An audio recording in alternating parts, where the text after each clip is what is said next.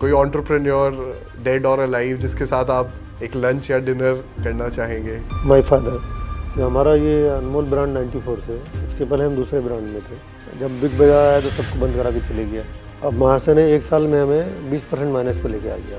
ये इनिशिएटिव मुझे कहाँ से आया मुझे भी नहीं पता। मैंने यहीं आके मैंने कोचिंग करनी सीखी, लोगों से ट्रेनिंग लेनी सीखी। कुछ लोग पूछते थे कि तुम काम वाम नहीं करते हो, तो यहीं घूमते रहते हो। जीरो से स्टार्ट किया। मुझे काफ़ी सपोर्ट किया उन्होंने। 5 साल में मुझे करीब 4 टाइम कर दिया था उन्होंने। कि प्लांट लगाते हैं 4 टाइम ऐसा निकालते कि हम स्टार्टिंग में 5 साल में उन्होंने 4 प्लांट लगवा दिए। तो वो ग्रोथ मैंने बाद में कभी देखी नहीं सर।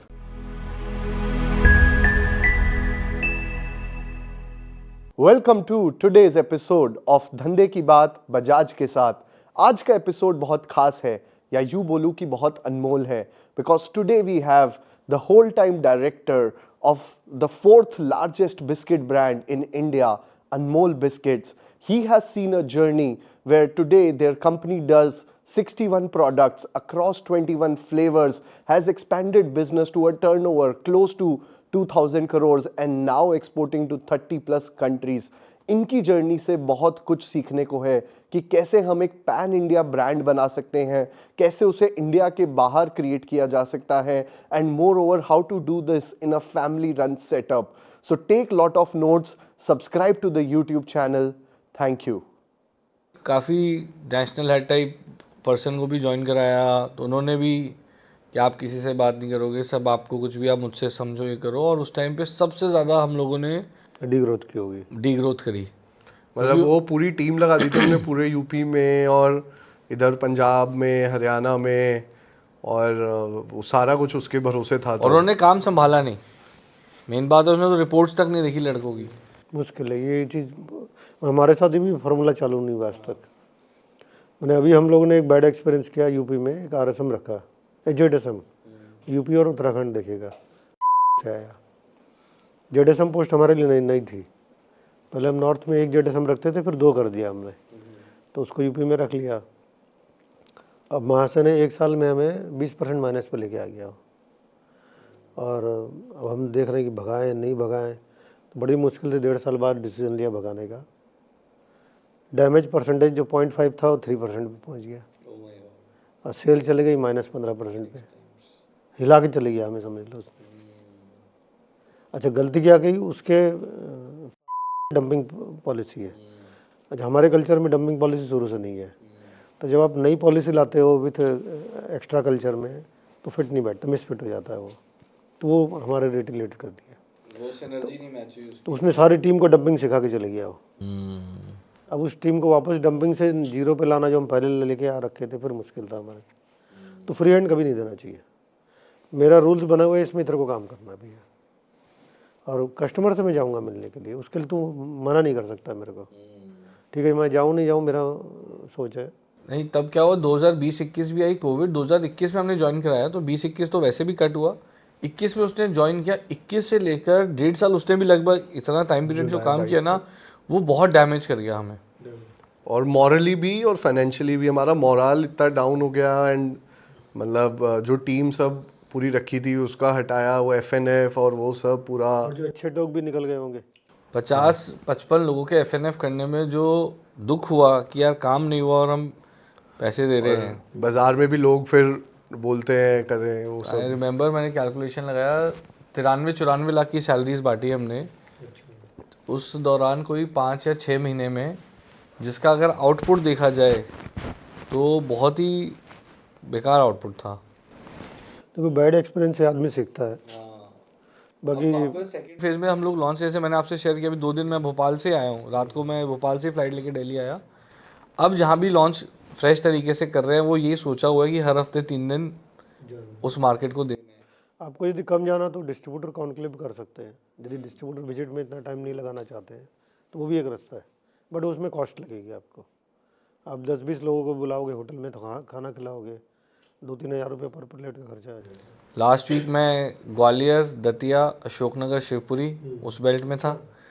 इस वीक में अभी ये भोपाल और आगे नर्मदापुरम, सीहोर, ये 3 से समय अलाउ करता है आपके मैंने कंट्रोलिंग में, तो हफ्ते में 3 दिन चल जाना चाहिए। समय तो अलाउ करता है सर, ऐसी बात अगर ये और फैमिली भी दोनों होना हाँ, चाहिए। फैमिली को आप डिस्टर्ब करके जा रहे हैं। नहीं वो तो अभी देखिए बच्चे छोटे ही हैं, स्कूल जाते हैं, तो ऐसा भी नहीं है। और उसके बाद अब राहुल सर के साथ भी कह लीजिए या ओवरऑल ट्रेनिंग माइंडसेट से एक ये डेवलप हो गया कि एक समय फैमिली को एक दिन 2 दिन अच्छे से क्वालिटी टाइम देना है। तो फिर इसलिए अगर हम 2-3 दिन नहीं भी हैं, अब जैसे मैं परसों निकल रहा हूँ 10 दिन के लिए फैमिली के साथ दुबई जा रहे हैं घूमने, बच्चों के साथ उसके साथ, तो आप वो अब तो एडजस्टमेंट हो गई। हर 2.5-3 महीने में आप एक 3-4-5 दिन की छुट्टी निकाल ही लेते हो, तो वो फैमिली टाइम तो आई थिंक नहीं कॉम्प्रोमाइज़ होता। जो आपके समय पे हमारे फादर ने जो मेहनत करी जिस तरीके से किया, वो एक जनरेशन अलग थी, पर अब ये जनरेशन वो हर 3-4 महीने में छुट्टी निकालना वो समय निकाल ही लेंगे। वो culture I think overall change हो गया है। जब फिर वीडियो कॉल भी हम लोग कर सकते हैं यदि हम कहीं विजिट नहीं कर पा रहे हैं। अच्छा, वीडियो कॉल से उसको इज्जत मिलती है, भले और कुछ नहीं होगा, भले उसको लगेगा देखो मैं कितना इंपॉर्टेंस हूँ इनके नज़र में। डिस्ट्रीब्यूटर के साथ में चाहे ग्रुप में कर लिया हमने, डिस्ट्रीब्यूटर जूम कॉल बहुत करते हैं हम, इकट्ठे कर लेते न्यू ईयर पे हैं, की थी हमने लास्ट। 15-20 लोगों को इकट्ठा कर लेते हैं, कभी ज़्यादा हो जाते हैं ज़्यादा। मैंने हमें कनेक्ट बना के रखना है। टीम चाहेगी मत बनाइए, बट हमें टीम की नहीं सुननी है। ठीक है, कनेक्ट में हमें टीम को माइनस भी नहीं करना है, टीम को ऊपर करके लेके आना है, बट कनेक्ट में नहीं छोड़ूंगा। पर ऐसा होता भी है कि कई बार डीलर के जाते हैं तो वो थोड़ी सी अनरीजनेबल बातें करता भी है, बट अब वो समझ आ गया कि पहले क्या होता था वो समझ नहीं था एटलीस्ट कि ये सही बोल रहा है या सिर्फ हम आए हैं। कई डीलर थोड़े से जो होते हैं वो फिर कि एक्स्ट्रा कुछ कर दो, आउटर का कर दो, इस मतलब, बट वो अब समझ आ गया कि मैं कहूँगा एक कान से सुनो दूसरे से निकाल दो। पक गए सर एक्चुअली, अब ये इस बात थोड़ी अकल भी आ गई, लोगों ने ही सिखा दिया मैं तो बोलूँगा, क्योंकि पहले जाते थे तो और थोड़ा सा क्योंकि हम लगता होगा जाने में, डर लगता होगा ना कि क्या मांग लेगा, हम मना कर पाएंगे नहीं कर पाएंगे। हाँ, बाद में आया डर एक्चुअली, जब जाते थे शुरू में तब इतना डर नहीं था, बाद में पता नहीं क्यों ऐसा लगने लगा कि यार ये अनरीजनेबल डिमांड्स करते हैं सब, पर धीरे धीरे स्ट्रेंथ भी आई कि वो भी हो सकता है टीम वो भी टीम सिखा देती होगी, सर आ रहे हैं मांग हाँ। तो मेरा जान खाते हुए इस बार मैं उनको लेके आ गया हूँ। पर खुद विजिट में कई जगह टीम को मोटिवेशन भी बहुत मिलता है। नहीं, दोनों को फ़ायदा है, लेकिन आपको दोनों को चढ़ा के रखना है। आप बोलोगे एक को चढ़ाऊंगा एक को गिरा दूंगा तो फिर वो विजिट आपकी ख़राब हो जाएगी। जैसे मैं डिस्ट्रीब्यूटर कॉन्फ्रेंस करता, मैं शुरू से कई सालों से कर रहा हूँ, तो फैमिली वाले भी बोलते जी कलकत्ता में तो करते नहीं, तुम क्यों इतना करते हो। तो ठीक है, अब यहाँ किसी ने सिखाया था, अच्छा लग रहा था, तो एक बार सेल्स टीम में बोले जी सर वो देखो डिस्ट्रीब्यूटर सबके सामने इतनी गलत बातें बोल रहा है आपको। मैंने कहा वो भड़ास निकाल रहा है, उसके बाद माल बेचेगा, रुक जा भैया। बिल्कुल सही बात है, बिल्कुल सही बात है। तो हम गाली खाने जाते हैं और यदि हम खा लेंगे सबके सामने तो हो गया काम खत्म, अपने को क्या करना, फिर वो माल बेच रहा है दबा के। सही है, बिल्कुल ऐसा ही होता है। कई बार डिस्ट्रीब्यूटर के भी जाता है, वो भी उसको भी बस चाहिए कि मैं अपनी बात शेयर करूं। हाँ। कि मैंने आपका आरएसएम को ये बोला था, अभी तक कुछ नहीं किया, आप ये करते हो गलत कर देते हो, भाई यही फीडबैक लेने तो आया हूँ मैं, अब ठीक करेंगे ना इसको। पर सर अभी भी जाते हैं डिस्ट्रीब्यूटर पॉइंट? अभी मैं जब से डोमेस्टिक नहीं देख रहा हूँ नहीं जाता। अच्छा, यदि डोमेस्टिक देखूंगा तो मैं तो अभी भी जाऊँगा। अच्छा, सही है। एक्सपोर्ट में जाने का मौका नहीं मिलता है। पर अब आपका पूरा फोकस एक्सपोर्ट में है। पर ये जर्नी सर कब से शुरू करी है? अभी 2 साल हो गए। अच्छा, पर 2 साल में already we are exporting to 30+ countries. हाँ, ऐसा नहीं कि 2 साल में बहुत ग्रोथ आई है, लेकिन एक्सपोर्ट में भी क्या हुआ, हमारे साथ भी अप डाउन हुए। हमें एक आदमी बहुत अच्छा मिला था, 3 साल हमें एकदम ऊपर लेके चले गया, बट वो बिहेवियर में सही नहीं था। अच्छा, मैं थोड़ा सा बिहेवियर अच्छा होना चाहिए मेरे लिए पहले प्रायोरिटी है, तो मैं उसको टाइट करना चालू कर दिया धीरे धीरे, तो उसको समझ में आ गया और चले गया। जैसे ही गया हम आधे में आ गए, तब आधे से वापस लेके आने में भी 2 साल लग गए। पर एक्सपोर्ट्स का कैसे स्टार्ट किया हमने, मतलब आप पहले फोकस नहीं था 3-4 साल पहले तक बिल्कुल भी? एक्सपोर्ट का देखो इनिशिएटिव मिला, डोमेस्टिक की सेल नहीं ग्रोथ होने से मिला बेसिकली, और प्लस हमने देखा 2 कंपनियां एक्सपोर्ट में काफ़ी आगे बढ़ गई थी, तो हमने चालू किया 2015 में चालू किया होगा एक्सपोर्ट का, और जो बाकी जो 2 कंपनियां थी ये 2000 में स्टार्ट कर चुकी थी, तो उनके एक्सपोर्ट 20% थे टोटल सेल के, तो वो इनिशिएटिव से हमने चालू किया उसको। मैंने पीयर कंपैरिजन से चालू हुआ एक तरह से। बट जब स्टार्ट करना था तो आपने सबसे पहले एक अच्छा नहीं, पहले तो हमें अच्छा आदमी नहीं मिला था। मतलब पहले हमने जब चालू किया था उसमें एक एड ऑन और था कि कोई फैमिली मेम्बर नया आ रहा था पढ़ के, तो उसको बोला तू एक्सपोर्ट ही देख ले, एकदम नया बिजनेस है। तो वो कलकत्ते में था, तो उसने 5 साल वहाँ बहुत मशक्क़त की। बट चूँकि कलकत्ता एक लोकेशन भी सही नहीं है एक्सपोर्ट के लिए, और वहाँ टीम भी अच्छी नहीं मिल पाती है। तो 5 साल बाद फिर डिसीजन लिया कि इसको नोएडा शिफ्ट कर देते हैं। तो फिर मेरे पास आया ये। तो मैं समझ लो 2020 से देख रहा हूँ रफली एक्सपोर्ट। और अगर किसी को ऐसे एक्सपोर्ट स्टार्ट करना हो जो अभी नहीं करते हो, तो क्या राय देंगे आपकी? सबसे पहले तो आप एग्जीबिशन विजिट करिए।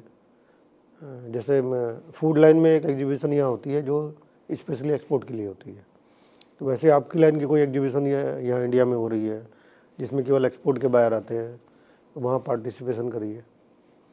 अच्छा, बाहर कोई बड़ी एग्जीबिशन हो रही तो विजिट कर लीजिए, पहले समझ लीजिए कि मैं पार्टिसिपेट कर सकता हूँ क्या, लग रहा है कि वैसे लोग हैं यहाँ पे। तो मेन तो एग्जीबिशन से स्टार्ट होगा। पर जैसे कई बार ये मेंटल ब्लॉक रहता है हमारा भी कि बेसिक कमोडिटी प्रोडक्ट ही है और यहाँ पे तो ब्रांड में चल रहा है, वहाँ पे लोग एक्सेप्ट करेंगे क्या ब्रांड, ये सब चैलेंजेस दिमाग के हैं, ये कोई चैलेंज नहीं। ये विजिट करने से क्लियर हो जाएगा आपको। और वो तो अगर कोई बड़ा वो होगा तो हम उसके लेबल में भी या उस हिसाब से ब्रांड बना सकते एक्सपोर्ट में तो जैसा आज हमारी लाइन में क्रीमिका सबसे अच्छी कर रही है एक्सपोर्ट। नंबर में रवि फूड आगे है, बट क्वालिटी में क्रीमिका आगे है। बट क्रीमिका अभी भी 50 से 60% प्राइवेट लेवल है। अच्छा, एक्सपोर्ट में जो हमारे आइटम में देखा, हम चाहे अपना ब्रांड करें प्राइवेट लेवल करें, मार्जिन उतना ही है मेरे लिए। ये नहीं प्राइवेट लेवल में मेरे को कम मार्जिन मिल रहा है, तो मैं फिर छोड़ूँ क्यों प्राइवेट लेवल को। तो आपका जो है कि आपके आइटम में भी प्राइवेट लेवल होता तो वही जरूर, तो वो तो कर ही सकते हो आप आराम से। पर एक एग्जीबिशन एक अच्छा स्टार्टिंग पॉइंट है टू। जैसे आपका मैं अच्छा, अभी आपने बातचीत छेड़ी, मैं अभी दुबई एग्जीबिशन था हमारा, तो 2 कस्टमर विजिट किए थे हमने। एक अबू धाबी में हमने डिस्ट्रीब्यूटर बना रखा था, और एक डिस्ट्रीब्यूटर सऊदी वाला आया था मिलने के लिए। तो अबू धाबी वाले के साथ हम मार्केट भी गए थे। तो वो स्टार्टिंग तो मसाला से किया था उसने, फूड प्रोडक्ट कर रखा था, प्लस सोप वो प्राइवेट लेवल में बनवा रहा है इंडिया से, और अपना ब्रांड लेके वहाँ मार्केट कर रहा है डिटर्जेंट। अच्छा, और उसने भी 2 ग्रेड बना लिया, वो ये हल्का ग्रेड है या अच्छा ग्रेड है। सही है। तब मुझे ध्यान आया कि वो डिटर्जेंट वो बाहर से बनवा के मंगा रहा है। बट उसकी ज़्यादातर सोर्सिंग मेरे ख्याल से केरला से ही है, जो मुझे लगा उसकी बात से। हाँ, बिकॉज वो साउथ इंडियंस उसमें तो इस आइटम की सेल अच्छी है बाहर में। अब मुझे नहीं पता क्वालिटी में कितना डिफरेंसेस है, बाहर की क्वालिटी यहाँ की क्वालिटी। वो तो पैरामीटर्स टेस्ट होके वी कैन मैच जो भी करना। कर सकते हो आराम से। अपना लेवल नहीं भी स्टार्ट कर रहे हो, थोड़ा समझ रहे हो मार्केट, और एग्जीबिशन में जाइए, यदि आपको लग रहा है कि कॉस्ट इनकर कर सकते हैं तो स्टॉल ही लगा लीजिए, और जब लोग आएंगे तो आपकी हिम्मत अपने बढ़ जाएगी फिर। आप बेसिकली वो इन्वेस्टमेंट, एक एग्जीबिशन की इन्वेस्टमेंट करने के लिए तो आप रेडी रहो, अगर आपको पूरा इंटरनेशनल उसके लिए पहले एक बार विजिट कर ली तो ज़्यादा ठीक रहेगा। प्रोफाइलिंग पता लग जाए। हाँ, आपको वहाँ जरूर अपने तरह के 10-20 स्टॉल मिल जाएंगे, हो सकता है इंडिया के ही कुछ मिल जाएंगे। और वहाँ जाएंगे तो कोई भगाएगा नहीं आपको बात करने के लिए, हो सकता है ज़्यादा लंबी बात नहीं करेगा, बट समझ में तो आ जाएगा, अच्छा ये प्रोडक्ट लगा रखा है, ये लगा रखा है, ये तो हम भी बनाते हैं। और वहाँ से सैंपल्स कलेक्ट करके फिर हम लोग टेस्ट भी कर सकते हैं ना बेसिकली कि किस तरह के प्रोडक्ट्स लोग डिमांड कर रहे हैं, क्या चल रहा है। सैंपल तो कलेक्ट आप मार्केट से ज़्यादा करेंगे, ज़्यादा ठीक रहेगा। या यदि डिस्ट्रीब्यूटर कोई संपर्क में आ गया आपके पास में, तो वो सैंपल भेज देगा भी मेरे को ऐसा प्रोडक्ट चाहिए, तो आपने क्वालिटीज मैच कर ली फिर उसको, या मार्केट से उठा लीजिए। हाँ, खुद ही उठा सकते हैं, वो तो कोई खास बात नहीं है। बस वही मार्केट में जाने का फिर देखना पड़ेगा कि मेरे को कहाँ जाऊँ, मैं कौन कौन से हाइपर मार्केट में जाऊँ या नीचे वाले में जाऊँ, वो थोड़ा सा एक्सप्लोर करना पड़ेगा हमें, जो नई जगह में थोड़ा सा मुश्किल है। जैसे आप एग्जाम कि आप चाइना कभी नहीं गए और चाइना ही चले गया है, तो वहाँ तो आप ज़्यादातर एग्जीबिशन में घूमोगे, तो बोलेगा चलो मार्केट घूम के आते हैं, बोले मेरे को पता ही नहीं कहाँ मार्केट, अब किससे हम पता करें कहाँ मार्केट। और थोड़ा लैंग्वेज बैरियर्स भी हैं वैसी कंट्रीज़ में, और बाकी अगर दुबई जीसीसी कंट्रीज़ में वो सब इतना इशू नहीं है। ये फ़ायदा है जीसीसी में, आपको मतलब लैंग्वेज बैरियर नहीं है वहाँ पे, अब जीसीसी की एक चीज़ है मुझे मालूम पड़ी अभी, मेरे ख्याल से बीसीआई में थे कोई, अब दुबई शिफ्ट हो गया, कोई लेडी है, तो अब वहाँ मार्केटिंग कर रही है। तो मैंने ऐसी कुछ जानकारी ली कि हमें क्या एक वहाँ स्टाफ रख लेना चाहिए क्या, यदि हम 8-10 कंट्री खोल लें वहाँ। तो बोला हाँ अच्छा आइडिया है। तो उसने बोला मलयालम ही रखना, मलयाली रखना। मैंने कहा क्यों? बोला मलयाली जीसीसी और गल्फ के लिए सेकंड सिटीजन है, फर्स्ट सिटीजन अरबिक लोग हो गए, सेकंड इनको मानते हैं क्योंकि ये 200 साल से है यहाँ पे। सारे डॉक्टर्स नर्सेज हाँ। सब तो मज़े की बात देखा मैंने, जितने डिस्ट्रीब्यूटर हमें जितने मिले सब मलयाली मिले, उसका स्टाफ सारा मलयाली मिला। तो बोला यदि आप मलयाली स्टाफ को रख लोगे तो डिस्ट्रीब्यूटर के साथ कनेक्ट बना लेगा 2 मिनट में, आपका काम कर देगा। क्या पॉइंट है। तो कई कई इंसाइट मिल जाती, कोई बता देता है। सर बड़ी फॉन्ड मेमोरीज रही हैं हमारी अनमोल से। एक तो शुरू से जब से मेरे को याद भी नहीं कि क्या है मेरी एज होगी, जब मैंने नाम सुना था मुझे शुरू से नाम बहुत अच्छा लगा था। और मैंने आपका एक वीडियो भी देखा जिसमें आप कहते हैं कि जैसा नाम है अनमोल वैसा ही प्रेशियस प्राइसलेस है। एंड जी, और बहुत सालों से आपसे भी मैं कनेक्टेड रहा हूँ। तो क्या होता है, तो बीसीआई के कारण ज़्यादा हो गया, बिल्कुल, तो पहले नहीं थे। तो उसमें क्या वैल्यू सिस्टम भी मेरे को बड़ा, जब भी आपसे मिलता हूँ एक अलग तरह का इनकरेजमेंट, एक अलग तरह का वैल्यू सिस्टम समझ में आता है and which I deeply appreciate. और मेरे को याद है छोटे होते कौन सा तो भी लेमन क्रीम बिस्किट हम खाया है हमने अनमोल का, जो हमें बहुत ज़्यादा पसंद था। वो फ्लेवर भी बहुत हटके था, वो फ्लेवर था नहीं, but it has been a phenomenal journey. आज मतलब कंपनी जिस जगह पे है, आई थिंक 61 से ऊपर प्रोडक्ट्स एंड 21 से ऊपर फ्लेवर्स हम बना रहे हैं। इंडिया में 7 से ऊपर हमारे प्लान्स हैं and we are touching close to 1600 crore and बहुत जल्दी अब 2000 पे जा रहे हैं। तो now when you look back, like how does it feel, कैसा फील होता है आपको about your journey? Anything you would like to share? नहीं, जर्नी तो थोड़ी बम्पी भी रही कभी कभी, बहुत स्मूथ जर्नी नहीं रहती है। हाँ, जैसे मैं कुछ यादें बताता हूँ, जब हमने नॉर्थ में शिफ्ट किया था, इट वाज 2000 रफली। तो हमने कोलकाता में था 91, हाँ 94 से 94 से कलकत्ता में स्टार्ट किया था हमने। और नॉर्थ भी कैसे आया कि हम लोग की फैमिली, मतलब फैमिली मेम्बर जब ज़्यादा होने लगते ना, तो मुझे ऐसा लगा कि मेरे पास कुछ काम नहीं है वहाँ पे, तो मैं एक तरह से फालतू घूम रहा हूँ समझ लो। तो हम लोग थोड़ा वहाँ की भाषा में बोलते दरवानी वाला काम कर रहा है तुम कि इनकम टैक्स का काम देख लिया, अकाउंट्स का काम देख लिया। तो फिर मैं कभी यूरोप टूर में गया कुछ ग्रुप टूर के साथ में, तो दिल्ली के लोग थे काफ़ी, तो इनिशिएटिव आया कि नहीं मैं दिल्ली शिफ्ट हो जाऊँगा, कितने अच्छे लोग हैं, फलाना है ठिकाना है। तो पेरेंट्स थे उस समय, तो मैंने उनको कहा, तो पहले तो बोले कि अच्छा हो जाएगा तुम। अच्छा, उनको मेरे पर विश्वास कम था, उनको लग रहा था ये नहीं कर पाएगा। तो मैंने कहा नहीं मैं तो शिफ्ट हो जाऊंगा। तो फिर फैमिली को एग्री किया, मैंने वाइफ को, बच्चों को एग्री करवाया, बच्चे छोटे थे, तो उनको भी समझ में आ गया कि ये दरवानी वाला काम तो यहाँ ऐसे ही चलेगा, अनलेस तुम दिल्ली शिफ्ट हो जाओ तो वहाँ तुम्हें सॉलिड काम मिल सकता है। तो उन्होंने भी हिम्मत करके फिर एग्री कर लिया। तो यहाँ जब मैं शिफ्ट हुआ तो स्टार्टिंग में ही पता नहीं कहीं से, जैसे राम को हनुमान मिल जाता ना, वैसे भी मुझे 2 लोग मिल गए, एक प्रोडक्शन वाला, एक सेल वाला। वाह। सेल वाला प्रिया गोल्ड में था, उसके बाद हमारे यहाँ आया। प्रोडक्शन वाला बेकमेन में था, बेकमेन बंद होने वाली थी तो हमारे यहाँ आ गया था। उन लोगों ने मुझे काफ़ी सपोर्ट किया। उन्होंने 5 साल में मुझे करीब 4 टाइम कर दिया था उन्होंने, 0 से स्टार्ट करके। 4 टाइम ऐसा निकालते कि हम स्टार्टिंग में एक ही प्लांट लगाते हैं, तो 5 साल में उन्होंने 4 प्लांट लगवा दिए थे। तो वो ग्रोथ मैंने बाद में कभी देखी नहीं। फिर ये 2004-5 की बात है। हाँ, 2001 से 2006 तक की बात है। तो जब आप यहाँ शिफ्ट हुए, बेसिकली शिफ्ट होने का मतलब था एक प्लांट सेटअप करना है यहाँ पे? हाँ, उस समय बिस्कुट का मतलब बिना प्लांट के आप नहीं बेच सकते, थर्ड पार्टी वाला कॉन्सेप्ट नहीं था। और वो भी नहीं था कि कोलकाता से यहाँ लाके बेच लें? नहीं, कोलकाता से लाने का बेचना होता तो हम पहले ही यहाँ चालू कर चुके होते। अच्छा, वो तो प्रैक्टिकली नहीं था, ओके। क्योंकि उन दिनों टेक्नोलॉजी भी अवेलेबल नहीं थी। और जनरली मैं मानता हूँ कि थोड़ा सा प्रेफरेंस अलग अलग होती है। भले ही बिस्कुट की टेस्ट की स्लाइटली होती है, बट पैक साइज़ की वहाँ 50 ग्राम चल रहा तो यहाँ 40 चल रहा है, वहाँ 70 चल रहा तो इनको 80 ग्राम चाहिए, क्योंकि यहाँ के कंपटीशन में लोग क्या पैकेट दे रहे हैं वो आपको करना पड़ेगा। अच्छा, यहाँ के डिस्ट्रीब्यूटर के पास मैं जाऊँगा यदि बनाने के लिए कि ठीक है जी माल कलकत्ता से आएगा, बोलेगा ठीक है जी यहीं रहने दो, मुझे नहीं बनना है, कि कौन मेरा हिसाब करेगा, कोई डिस्प्यूट कौन सेटल करेगा, वो कॉन्फिडेंस नहीं आता है। तो इसलिए अभी भी यदि मुझे साउथ और वेस्ट अच्छा करना है, दो हम साउथ वेस्ट अभी कलकत्ता से कर रहे हैं, बट सक्सेस नहीं मिल पाती है। तो आप तो लोकल लोगों का कॉन्फिडेंस तभी मिलता है जब लोकल फैक्ट्री हो। हाँ, अब जैसे मैंने जो 2 आदमी का बताया, एक सेल वाला और एक, वो यहाँ फैक्ट्री लगी तभी तो आए ना, वो कलकत्ता थोड़ा चले जाते मेरे पास कि चलो जी आपका मन यहाँ लॉन्च करने का, मैं कलकत्ता में आपके यहाँ ज्वाइन कर लेता हूँ। तो ये फ्लेवर नहीं मिलेगा आपको।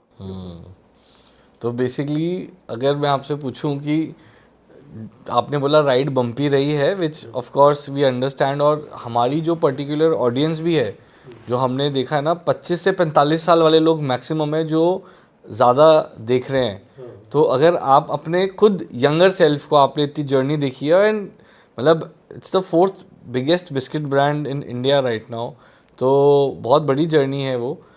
आप अपने यंगर सेल्फ को, जो 30 साल 35 साल पुराने गोविंद राम जी थे, उनको क्या एडवाइस देंगे? ये एडवाइस तो मैं यही कहूँगा, एक तो हार्ड वर्किंग चाहिए और आपको फ्यूचर की ज़रूर सोचनी चाहिए। फ्यूचर की सोचने में देखो चैलेंजेस कभी कभी आएंगे, ऐसा नहीं हो सकता कभी भी चैलेंजेस नहीं आएंगे। उन चैलेंजेस को समझना है, और यदि आप एक मेंटर रख सको, मेंटर मतलब कोच भी हो सकता है या कोई एडवाइज़र भी हो सकता है, वो हमें बहुत हेल्प करता है। मतलब मैं बहुत उसके पक्ष में रहता हूँ। आज भी मैं चाहता हूँ कि मेरे साथ एक कोच रहे, मेरे साथ एक मेंटर रहे। वो हमें इस तरह की बम्पी राइड में आगे निकाल कर ले जाता है। और जैसे मैं बता रहा था कि मैं जब कलकत्ता से यहाँ शिफ्ट हुआ था नोएडा, वो पता नहीं कहाँ से सारी इंक्लिनेशन आती है, जो 2 आदमी मिल गए मुझे, ऐसे एक एडवाइज़र भी आ गया अपने पास ही। तो मैंने कहा आप क्या करते हो? बोला जी मैं फ़लानी कंपनी को एडवाइस करता हूँ।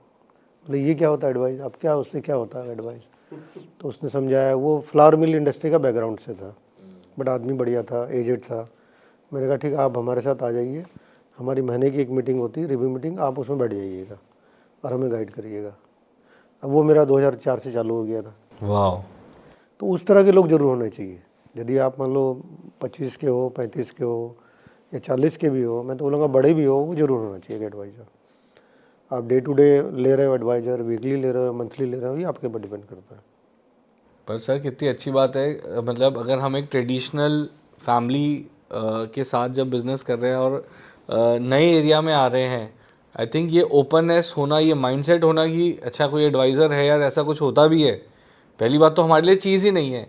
और ज़्यादातर बिजनेसमैन, एंटरप्रेन्योर, जो आपने कोच की बात बोली, मेंटर की बात बोली, मतलब 80% लोग तो रिजेक्ट ही कर देते हैं, यार हमें कौन सिखाएगा बिजनेस, या हमें कौन सजेस्ट करेगा, मुझे मालूम है। तो हमसे ज़्यादा कौन जानता है? हमसे ज़्यादा कौन जानता है। और उस टाइम, और आज तो फिर भी मैं कहता हूँ टेक्नोलॉजी है, यूट्यूब पे कोचेस भी भरे हुए हैं, बहुत सारी चीज़ें चल रही हैं। बैक देन 20 ईयर्स, 2 दशक 2.5 दशक पहले ये माइंडसेट होना अपने आप में, मतलब it tells about your progressive thinking.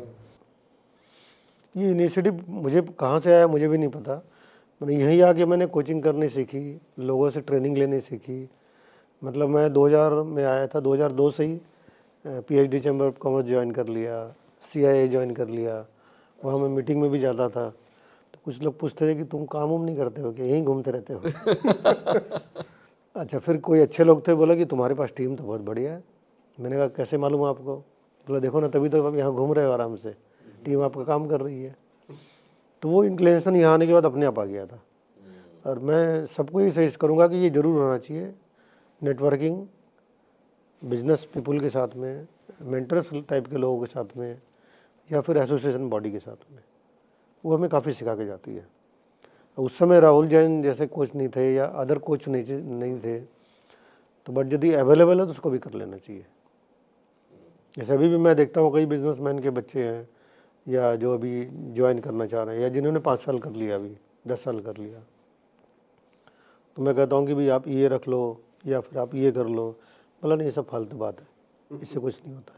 So but जो सर बिस्किट ट्रेड भी है, डिस्ट्रीब्यूशन बहुत बड़ा एक उसके अंदर है, एंड खासकर इंडिया जैसी जहाँ पे रूरल इतना डोमिनेट करता है, डीपली रूरल इन स्टेट्स लाइक उत्तर प्रदेश, मध्य प्रदेश, ऐसी जगहों पे रूरल जाके डिस्ट्रीब्यूशन में एक नाम बनाना ऑलरेडी कंपटीशन भी बहुत रहता है, तो what are some strict policies या स्ट्रैटेजीज जो आप फॉलो करते हैं डिस्ट्रीब्यूशन के लिए? बिकॉज जिसके हाथ में डिस्ट्रीब्यूशन, जिसने डिस्ट्रीब्यूशन को क्रैक कर लिया इन अ कंट्री लाइक इंडिया, वो कुछ भी क्रैक कर सकता है।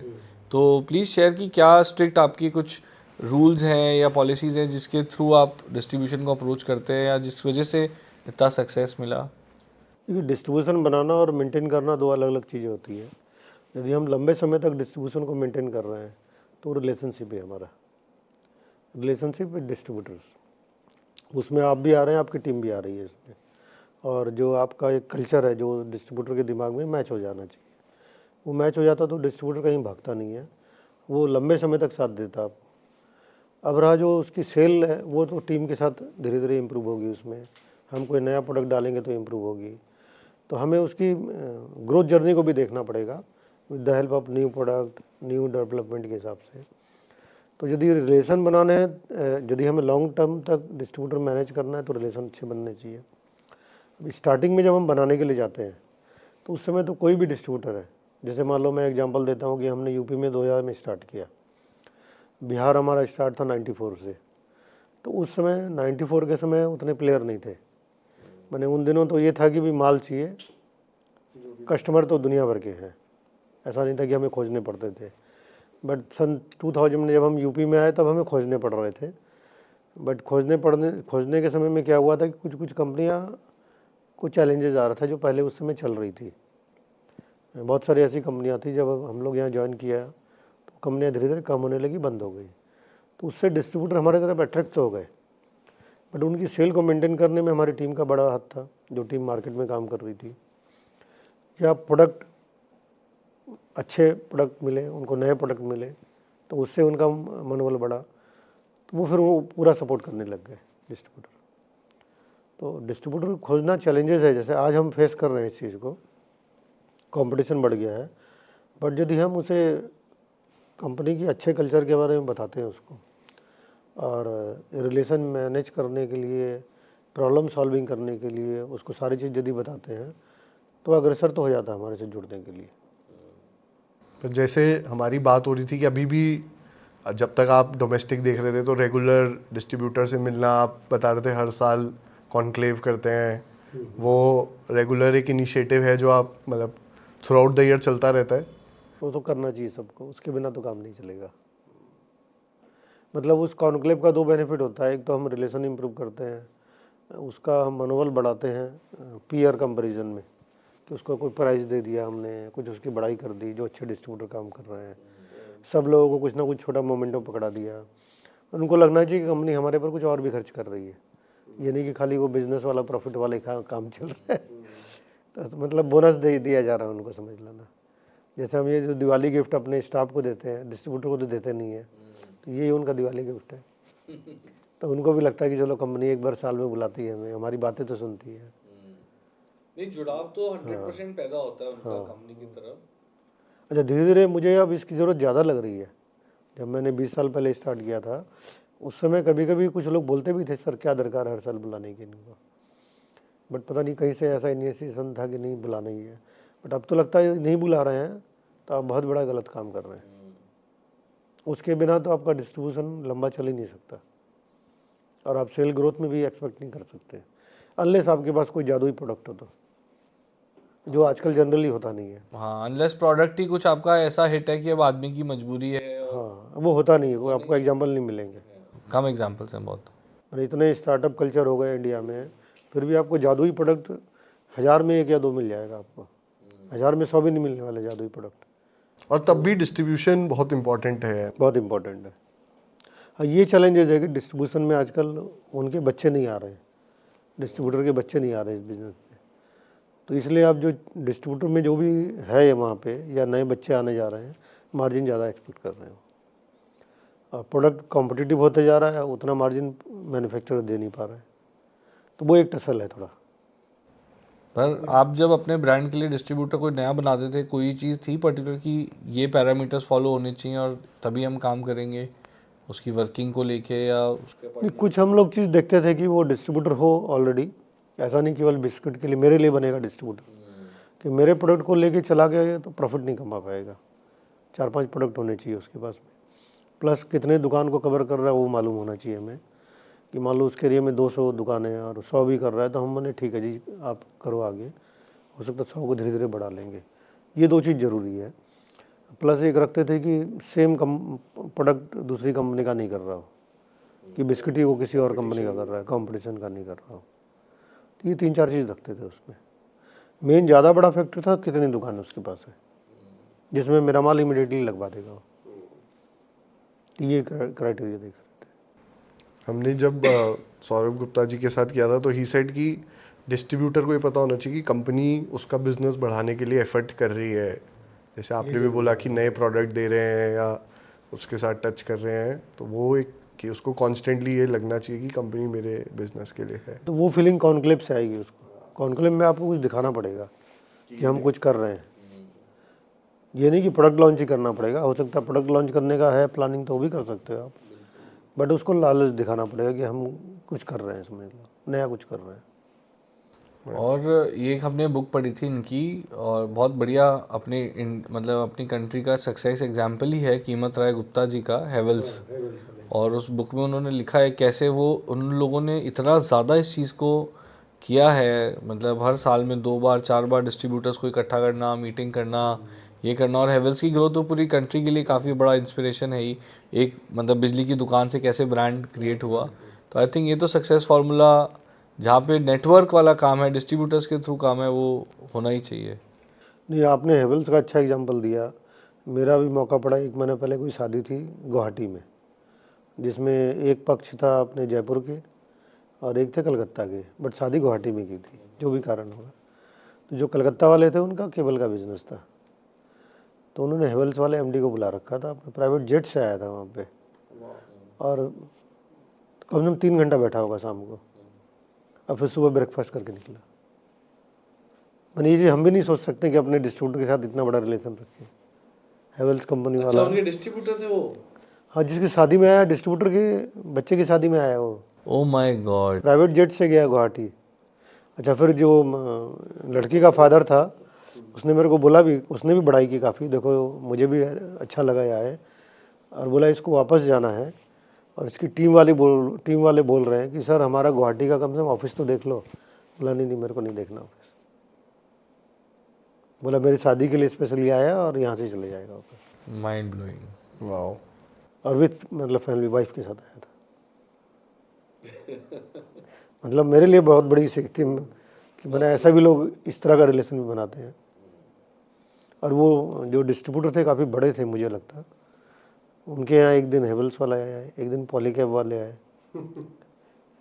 एक दिन और एक कंपनी वाले से, 3 को बुला रखा और तीनों मैंने एमडी लेवल के। तो कुछ बिजनेस में मेरे ख्याल से ये काफ़ी अच्छा मेंटेन करते हैं इसको, डिस्ट्रीब्यूटर के रिलेशन को। तो ये एक हम आर्टिकल पढ़ रहे थे आपकी कंपनी के बारे में कि next 5 year target is now 5000 crore.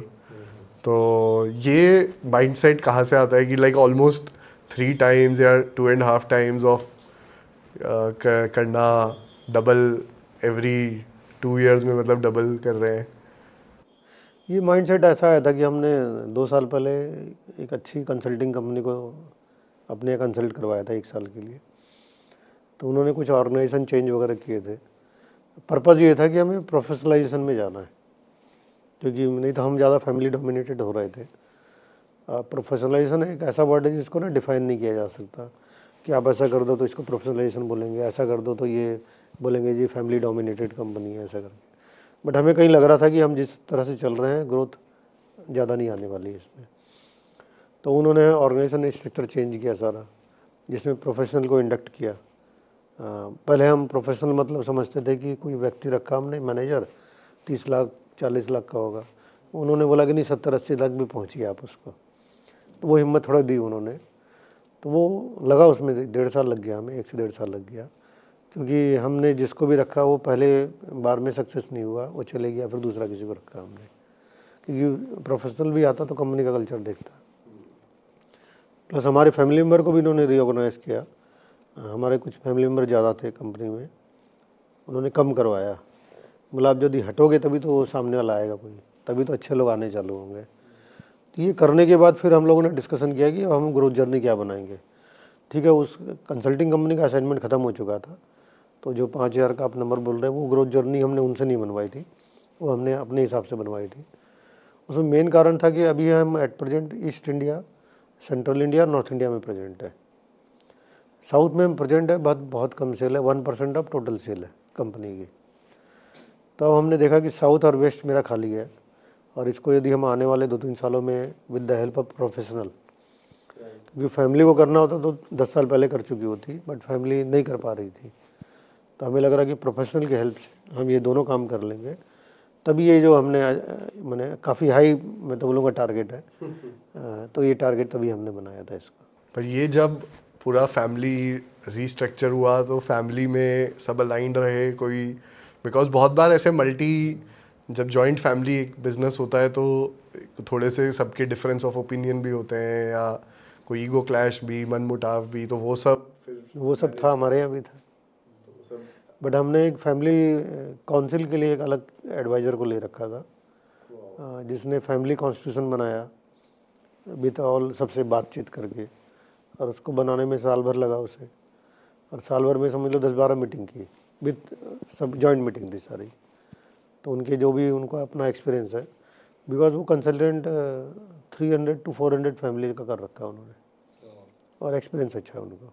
ये सर ड्राइव कहाँ से आ रही है एट योर एज, एंड मतलब फाइनेंशियली सब बढ़िया है, मतलब इतना अभी आप कितना काम करते हो, मतलब how many hours you work every day? नहीं, आवर तो मैं नहीं बोलूँगा, 10 घंटे से ज़्यादा नहीं है। 10 घंटे, बट हाँ 10 घंटे हैं, बट वो इंगेजमेंट आ जाती है, भगवान कहीं ना कहीं से भेज ही देता है किसी को। पर बहुत यंग लोग हैं जो इतना टाइम भी डेडिकेटेडली काम नहीं करते, एंड मतलब ये ड्राइव लाना कि पूरी एक बड़ी कंसल्टिंग कंपनी, एक फैमिली काउंसिल, मतलब काफ़ी बड़ी बात है जो इसीलिए हमने देखा है कि बहुत ऐसे फैमिली बिजनेसेस में उदाहरण हुए कि जब फैमिली में डिस्प्यूट हुए तो बिजनेसेस ही हाँ ये होता है, स्पेशली जब थर्ड जनरेशन पावर में आ जाती है तो ये प्रॉब्लम होती है। सेकंड जनरेशन तक ठीक चलता है, तो हमारी भी अब थर्ड जनरेशन आ रही पावर में, मतलब हम लोग सेकंड जनरेशन में है। और अब का इनिशिएटिव कहाँ से मिला, मैं आपको एक एग्जांपल देता हूँ। किसी ने बोला ये बुक पढ़ लो, तो हमने बुक पढ़ ली। अच्छा, बुक पढ़ने का शौक़ था, काफ़ी अच्छी लगी। फिर जिसने दिया मैंने उससे पूछा भाई तुम्हें कहाँ से मिली बुक? बोला इसके राइटर ने दिया मेरे को। तो बोला मिला मेरे को राइटर से, तो उन्होंने राइटर से मिलाया, तो राइटर यही काम करता था। हाँ, तो फिर उस राइटर से हम मिले, फैमिली वालों को भी मिलाया मैंने ग्रुप मीटिंग में। तो राइटर साउथ इंडियन था, तो काफ़ी नामी है, उनका नाम कविल रामचंद्रन है, ISB के प्रोफेसर है, ISB जो कॉलेज है हैदराबाद में। तो उन्होंने हमारी फैमिली से मिलने के बाद कहा कि मेरा देखो लैंग्वेज का चैलेंजेस होगा, मैं किसी को रिकमेंड कर देता हूँ, उससे आप सर्विस लीजिए, मैं नहीं कर पाऊँगा आपको सर्विस। तब उन्होंने फिर एक व्यक्ति गुड़गांव वाला बताया हमें, वो हिंदी बोलते हैं अच्छे से, तो फिर उनको लिया था हमें। पर मिशन यही है कि पूरे ब्रांड को या जो बिल्ट हुआ है इसको एक टर्न। हाँ नेचुरली, मैंने बिजनेस में देखो डिस्टर्बेंस नहीं आनी चाहिए, जो जनरेशन गैप वाली डिस्टर्बेंस आती है, या थर्ड जनरेशन आ गई तो अब चैलेंजेस आने लग गया, वो नहीं होना चाहिए।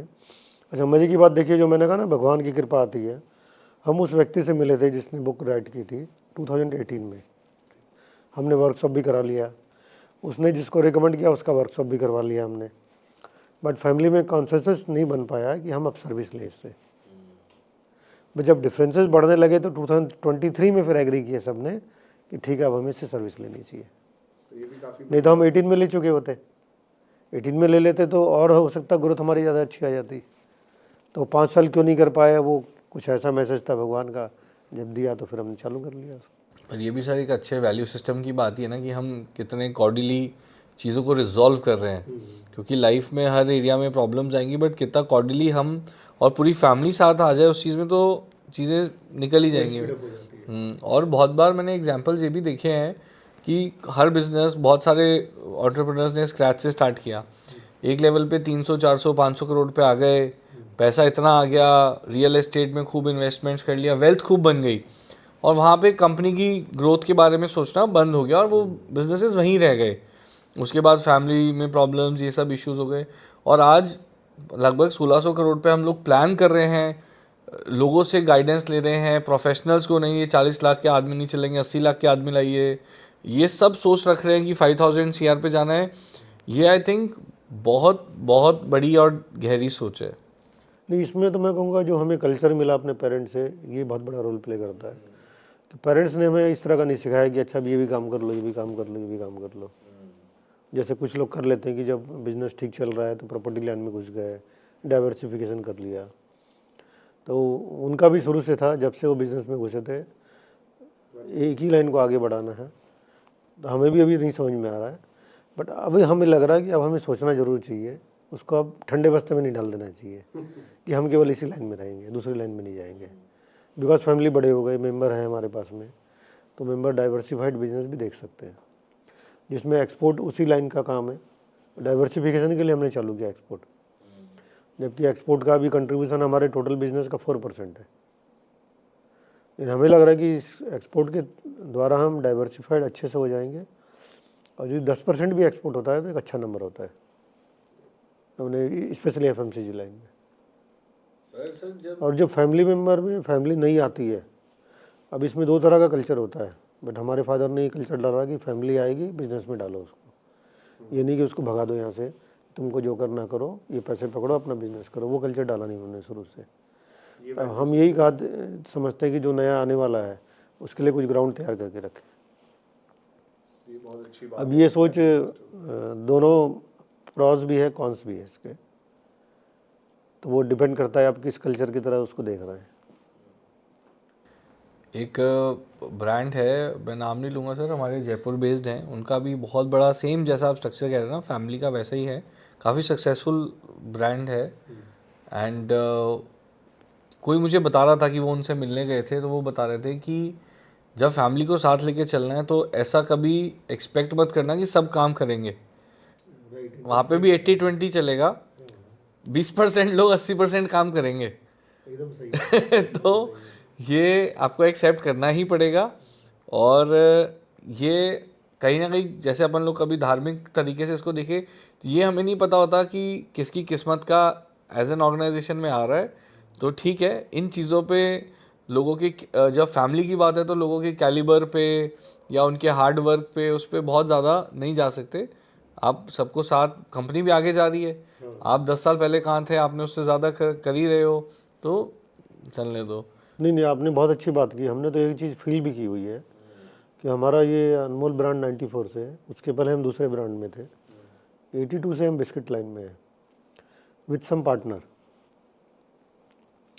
अब वो पार्टनर नेचुरली अच्छा था, मैं बोलूँगा नहीं कि वो ख़राब था, अच्छा पार्टनर था। 10 साल बाद हम रुक नहीं पाए, 92 में हम अलग हो गए थे, 93 या 94 में अलग हो गए। उसको ये लगने लगा कि काम तो मैं ही चला रहा हूँ, तो वहाँ से डिफरेंसेस ओपिनियन आए, और मज़े की बात हम अलग हुए, हम उससे डबल हो गए। अब आज की तारीख में तो शायद हम उससे 4 टाइम्स है मेरे साथ। 4 टाइम नहीं, उससे डबल होंगे हम, समझ लो। तो कहने का मतलब किसके भाग्य से चल रहा है पता नहीं चलता। अच्छा, करने वालों को लग रहा है कि मैं इंजन चला रहा हूँ, मैं ड्राइविंग कर रहा हूँ, बट पता चलता है कि पीछे भी सपोर्ट करने वाला तो कोई है, भले ही दिखाई नहीं पड़ रहा वो। जैसे वो इंग्लिश में बोलते हैं ना, front end team, back and team. तो फ्रंट एंड टीम तभी काम करेंगे ना जब बैक एंड होगा। तो बैक एंड की परिभाषा में भगवान भी आ जाता है कि उसका सपोर्ट ये भी अच्छा, कितना तो जो आपको जयपुर में जो फैमिली ने बताया, बहुत अच्छी चीज़ बताई है, और लार्ज फैमिली में ये चीज़ तो एक्सेप्ट करनी पड़ेगी। बहुत बार ऐसा भी सुना जाता है, बोला जाता है कि जो व्यक्ति कुछ नहीं कर रहा था, उसी के भाग्य से सब कुछ चल रहा था। जैसे ही वो हटा किसी भी कारण से, या तो एक्सपायर कर गया या कुछ हो गया, तो बिजनेस सारा फ्लॉप हो गया। अब इन चीज़ों की कोई लॉजिकल आंसर्स नहीं है, कोई लॉजिकल आंसर्स नहीं है, बट है ये सच। जरूरी है। और बहुत उदाहरण है इस चीज़ को सिद्ध करने के लिए कि हाँ ऐसा होता है। देखिए, इसमें जैसे इंग्लिश में एक वर्ड बोलते हैं बीइंग, बीइंग असली चीज़ है। हम कितना भी सिस्टम सीख लें, ये टेक्नोलॉजी सीख लें, और यदि मैं बीइंग को इम्प्रूव कर लेंगे ना, सब छोटी चीज़ नज़र आएगी। बीइंग का रिलेशन मैनिफेस्टेशन भी है, जो राहुल जी भी बताते हैं, समझ लो कि आप यदि मैनिफेस्ट कर लेते हो तो उससे बढ़िया तो कोई चीज़ नहीं है। और बीइंग ये है जो कि यदि हम बीइंग को इम्प्रूव करना चाहते हैं तो उसके लिए फिर वही मेंटर चाहिए, गुरु चाहिए उसको। और बीइंग में इम्प्रूव कर लूँगा, जैसे बोलते हैं ना कि बंदा बदलेगा तो धंधा भी बदल जाएगा। क्या बात है। तो बंदा बदलने के लिए हम सब, जैसे आज भी हम मिल रहे हैं, क्या है, अपने नेटवर्किंग के थ्रू चीज़ों को समझ रहे हैं कि लोग कैसे करना है, कैसे और अच्छा किया जा सकता है उसको। और जो लोग देख भी रहे हैं वो भी इसी उसमें है कि कैसे चेंज करें। तो बीइंग पे जरूर काम करना चाहिए। और आजकल बीइंग पे काम करने के लिए भी बहुत सारे सोर्सेस आ गए, कोचेस आ गए हैं, मेंटर आ गए हैं, गुरुजी लोग आ गए हैं। बट मैं कहूँगा, जैसे भी आपने एक एग्जांपल दिया था कि कुछ लोग आते हैं 300-400 पे पहुँचते हैं, फिर प्रॉपर्टी में घुस गए, फलाना घुस गए, तो वहाँ बीइंग का इशू है उनका, कि वो बीइंग इम्प्रूव नहीं किया उन्होंने। वैसे ये डिस्ट्रैक्शन नहीं आया कभी आपको जर्नी में? किस तरह का? यही कि कोई और ब्रांड शुरू कर ले। जैसे अब आप बिस्किट कर ही रहे, अनमोल के नाम से नमकीन भी शुरू कर देते हैं। नहीं, ये डिस्कशन में आता है, बट एग्री नहीं होते हैं फिर सब लोग। और ऐसा नहीं, हमने ट्राई भी किया था, छोटे लेवल पे कहीं ट्राई किया, नहीं चला पाए हम लोग। फिर लोगों से समझते हैं कि प्रॉब्लम क्या है, तो रीज़न नज़र आ जाते हैं। मतलब चूँकि देखो, आप इस लाइन के हैं, आप अच्छा समझोगे, जो इस लाइन के नहीं है वो सीधा ही बोलते हैं कि नहीं, तुमको तो 4 आइटम और निकाल देना चाहिए। तो मैंने कहा बेचना इतना इजी नहीं है। बोला तुम्हारे पास डिस्ट्रीब्यूशन नेटवर्क भी है, आदमी भी है, फिर क्या बोल रहे हो? मैंने कहा नहीं, बेचना इजी नहीं है। उसको समझ में नहीं आता ये बात। राइट, बिल्कुल ऐसा ही होता है। उसको क्या लग रहा है कि मैं उसको पढ़ा रहा हूँ, भगाने की कोशिश कर रहा हूँ उसको। वो बहुत ईजी समझता है कि आप तो कुछ भी निकाल के बेच सकते हो। ब्रांड की पोजीशनिंग कैसे हो जाती है एक्चुअली, आई थिंक शायद यही कारण होता होगा, इसलिए कभी हल्दीराम ने सोचा कि मैं बिस्कुट भी बेच लूँ। नहीं, आपने अच्छा एग्जाम्पल दिया। हमने जब नमकीन पे स्टडी किया तो कुछ लोगों से मिले, कुछ मेंटर टाइप के लोगों से मिले। बोला आप देखो, पहले बात तो आपका काउंटर मैच करना चाहिए। मैंने कहा काउंटर तो मैच कर रहा है मेरा, वो बिस्कुट भी रखता, नमकीन भी रखता। अब ये बताओ, कस्टमर आपको क्या समझेगा कि आप नमकीन भी बना सकते हो? तो वहाँ डिस्ट्रैक्शन आ गया। कस्टमर बोला आपको नमकीन वाला नहीं मानेगा, और यदि नहीं मानेगा तो आपका प्रोडक्ट उठाएगा नहीं वो। हल्दीराम को बिस्कुट वाला नहीं मान सकता हो। तो परसेप्शन जो कस्टमर के दिमाग में ना, उसको क्रिएट करने में काफ़ी समय लग जाएगा आपको। उतना समय है आपके पास तो कर लो। समय से ज़्यादा उतना नए प्रोडक्ट पे फंड भी लगाना पड़ेगा वो परसेप्शन बदलने के लिए। वो उतना समय, वही पैसा खर्च करना पड़ेगा आपको। अच्छा, फिर जैसे आज हम लोग डिस्कशन कर रहे थे किसी के साथ में, एक्सपोर्ट में कुछ नया प्रोडक्ट डालने के लिए। उस पर्सन को एक्सपोर्ट का अच्छा एक्सपीरियंस है। मतलब वो, मैं समझता हूँ, महीने में 15 दिन टूरिंग मार लेता होगा, एक्सपोर्ट की टूरिंग। डोमेस्टिक की तो चलो हमें लगता है ईजी है 15 दिन, वो एक्सपोर्ट वाली 15 दिन लगा देता होगा, जिसमें यूएस कनाडा भी है, तो गल्फ भी है, सभी चीज़ें उसके पास में। तो उससे मैंने पूछा तो वो बोला ये भी प्रोडक्ट डाल दो, ये भी प्रोडक्ट डाल दो। मैंने कहा बिक जाएगा। बोला एक्सपोर्ट में बेनिफिट क्या है कि मेरे पास कस्टमर नेटवर्क है जो मेरे से खुद चला के बोल रहा है ये ला दे प्रोडक्ट, ये प्रोडक्ट ला दे, ये प्रोडक्ट ला दे, मैं ही नहीं ला के दे रहा हूँ उसको। तो वहाँ तो कस्टमर सीधा ही मांग रहा है, तो वहाँ चांसेस है कि आप सक्सेस हो जाओगे उसमें। बट वो भी नहीं बोल रहा कि बिस्कुट वाला नमकीन बना देगा। वो बोला बिस्कुट वाला कोई जो प्रोटीन बार बना दे, कोई कुकीज़ बना दे, मैंने रिलेटेड प्रोडक्ट होगा। केक बना दे जो। हाँ, केक बना दे, इस तरह का हो। तो रिलेटेड प्रोडक्ट में हमें रखना चाहिए। बहुत डिफरेंट में चले जाओगे तो एकदम ही वही इन्वेस्टमेंट आप 10 साल का करिए, फिर उसमें 5 साल का करिए। अब 5 साल बाद आप उसमें रहना चाहोगे नहीं चाहोगे क्या पता, उस समय मालूम पड़ेगा। ब्रांड में काफ़ी चीज़ें आ जाती हैं, जैसे प्रोडक्ट हो गया, आपकी पैकेजिंग भी हो गई, डिस्ट्रीब्यूशन भी हो गया। तो मतलब आपके हिसाब से क्या ज़्यादा ज़रूरी है या सब ज़रूरी है, या जनरल ट्रेड में किसी को सक्सेसफुल होना है तो क्या करना चाहिए? इसमें देखिए, जिस लेवल में हम लोग हैं, यदि हम एमएसएमई की बात करते हैं, ज़्यादातर कल माने जन नेटवर्किंग में इसी तरह के लोग हैं, तो एमएसएमई के लिए थोड़ा सा मुश्किल है कि ब्रांड पे खर्च करें। बेहतर है कि वो, जैसे किसी भी बिजनेस को चलाने के लिए 3 चीज़ ज़्यादा दिखाई पड़ती है। या तो आप ब्रांड पे पूरा पैसा लगा दो, बहुत पैसा आपके पास में पॉकेट में, या आप नया नया चीज़ इनोवेट करो, और तीसरी चीज़ है रिलेशनशिप। तो 3 चीज़ हमारे चीज़ों को ना आगे बढ़ा के ले जाती है, बट तीनों चीज़ों पे हर कोई काम नहीं कर पाता है। यदि मैं एमएसएमई की बात करूं तो ब्रांड पे पैसा लगाना तो उसके तो बस की बात ही नहीं है। अब बच गई 2 चीज़ें, तो उसको 2 चीज़ पे फोकस करना चाहिए, जिसमें इनोवेशन यदि हम पकड़ते हैं एक चीज़ है और एक चीज़ रिलेशनशिप बिल्डिंग है, तो इनोवेशन पे 20-25% लगा ले, बाकी रिलेशनशिप बिल्डिंग में लगाए। रिलेशनशिप बिल्डिंग का मतलब ये नहीं कि डिस्ट्रीब्यूटर के साथ रिलेशनशिप बढ़ाना, एम्प्लॉई है, वेंडर है, कल्चर अच्छा बनाना कंपनी का जिससे लोग अच्छे अच्छे आए उसमें, ये थोड़ा इजी रास्ता है। तो एमएसएमई के लिए आप भी देखेंगे यदि पुराने में कोई यदि लोग सक्सेस होंगे तो आप यदि थोड़ा अंदर घुसोगे ना, रिलेशनशिप ही नज़र आएगा आपको वहाँ पे, या फिर कोई इनोवेटिव प्रोडक्ट डाल दिया होगा उसने।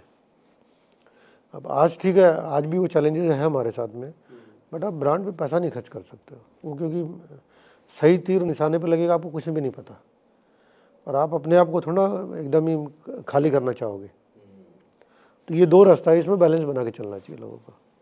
पर आजकल ये जैसे जिनसे हमारा थोड़ा बहुत इंटरेक्शन होता है तो सब लोग बोलते हैं कि मतलब पहले तो दुकानदार बेच लेता था, आजकल उसको भी वही रखना है जो बिक रहा है या ग्राहक डिमांड कर रहा है।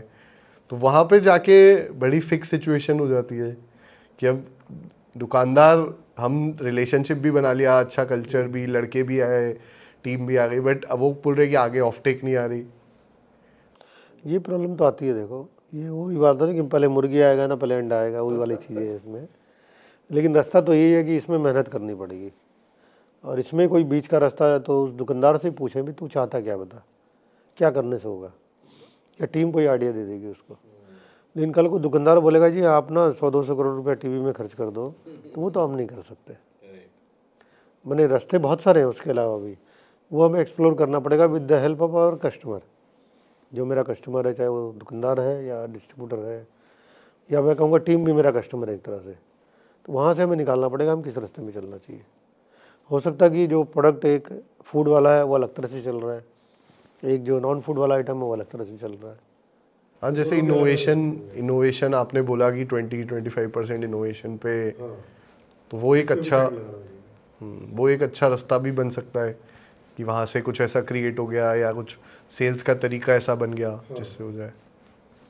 और बाकी तो नॉलेज है, नॉलेज लेते रहनी चाहिए, नॉलेज कभी रोकनी नहीं चाहिए कि भाई नहीं मेरे को सब कुछ आता है, वो कभी नहीं करना चाहिए। ये रिलेशनशिप वाला पार्ट सर समझ में आता है, और इसी से बहुत लोग को रिजल्ट्स मिलते ही हैं इस कैटेगरी में, जैसा आपने बोला।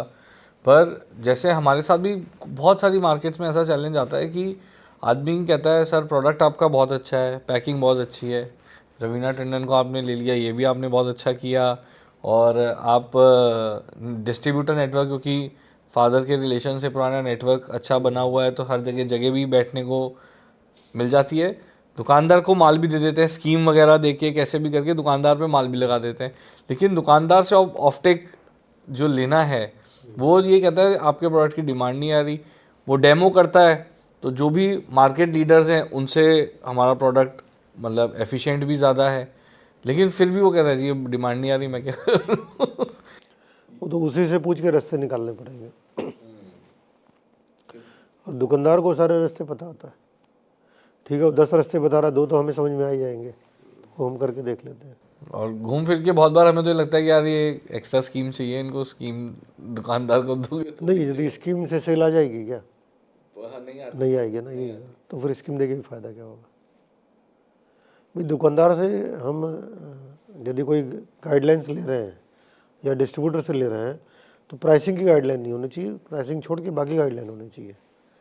बोलेगा ठीक है आपको लड़के डालने चाहिए, कुछ और बोलेगा दुकानें बढ़ानी चाहिए, दुकानदार का मार्जिन बढ़ा दीजिए तो दुकानें बढ़ जाएगी, मेरा खर्चा निकल जाएगा, या आप मुझे वैन सब्सिडी दो, इस तरह की बात हो सकती है। प्राइसिंग वाली बात को तो अंत नहीं है कोई भी। फिर आप मान लो डिस्काउंट दे के भी आ गए, फिर आपने पूछा सेल नहीं बढ़ रही है, बोला और दे दीजिए, तो प्राइसिंग पे तो जाना ही नहीं चाहिए कभी हमें।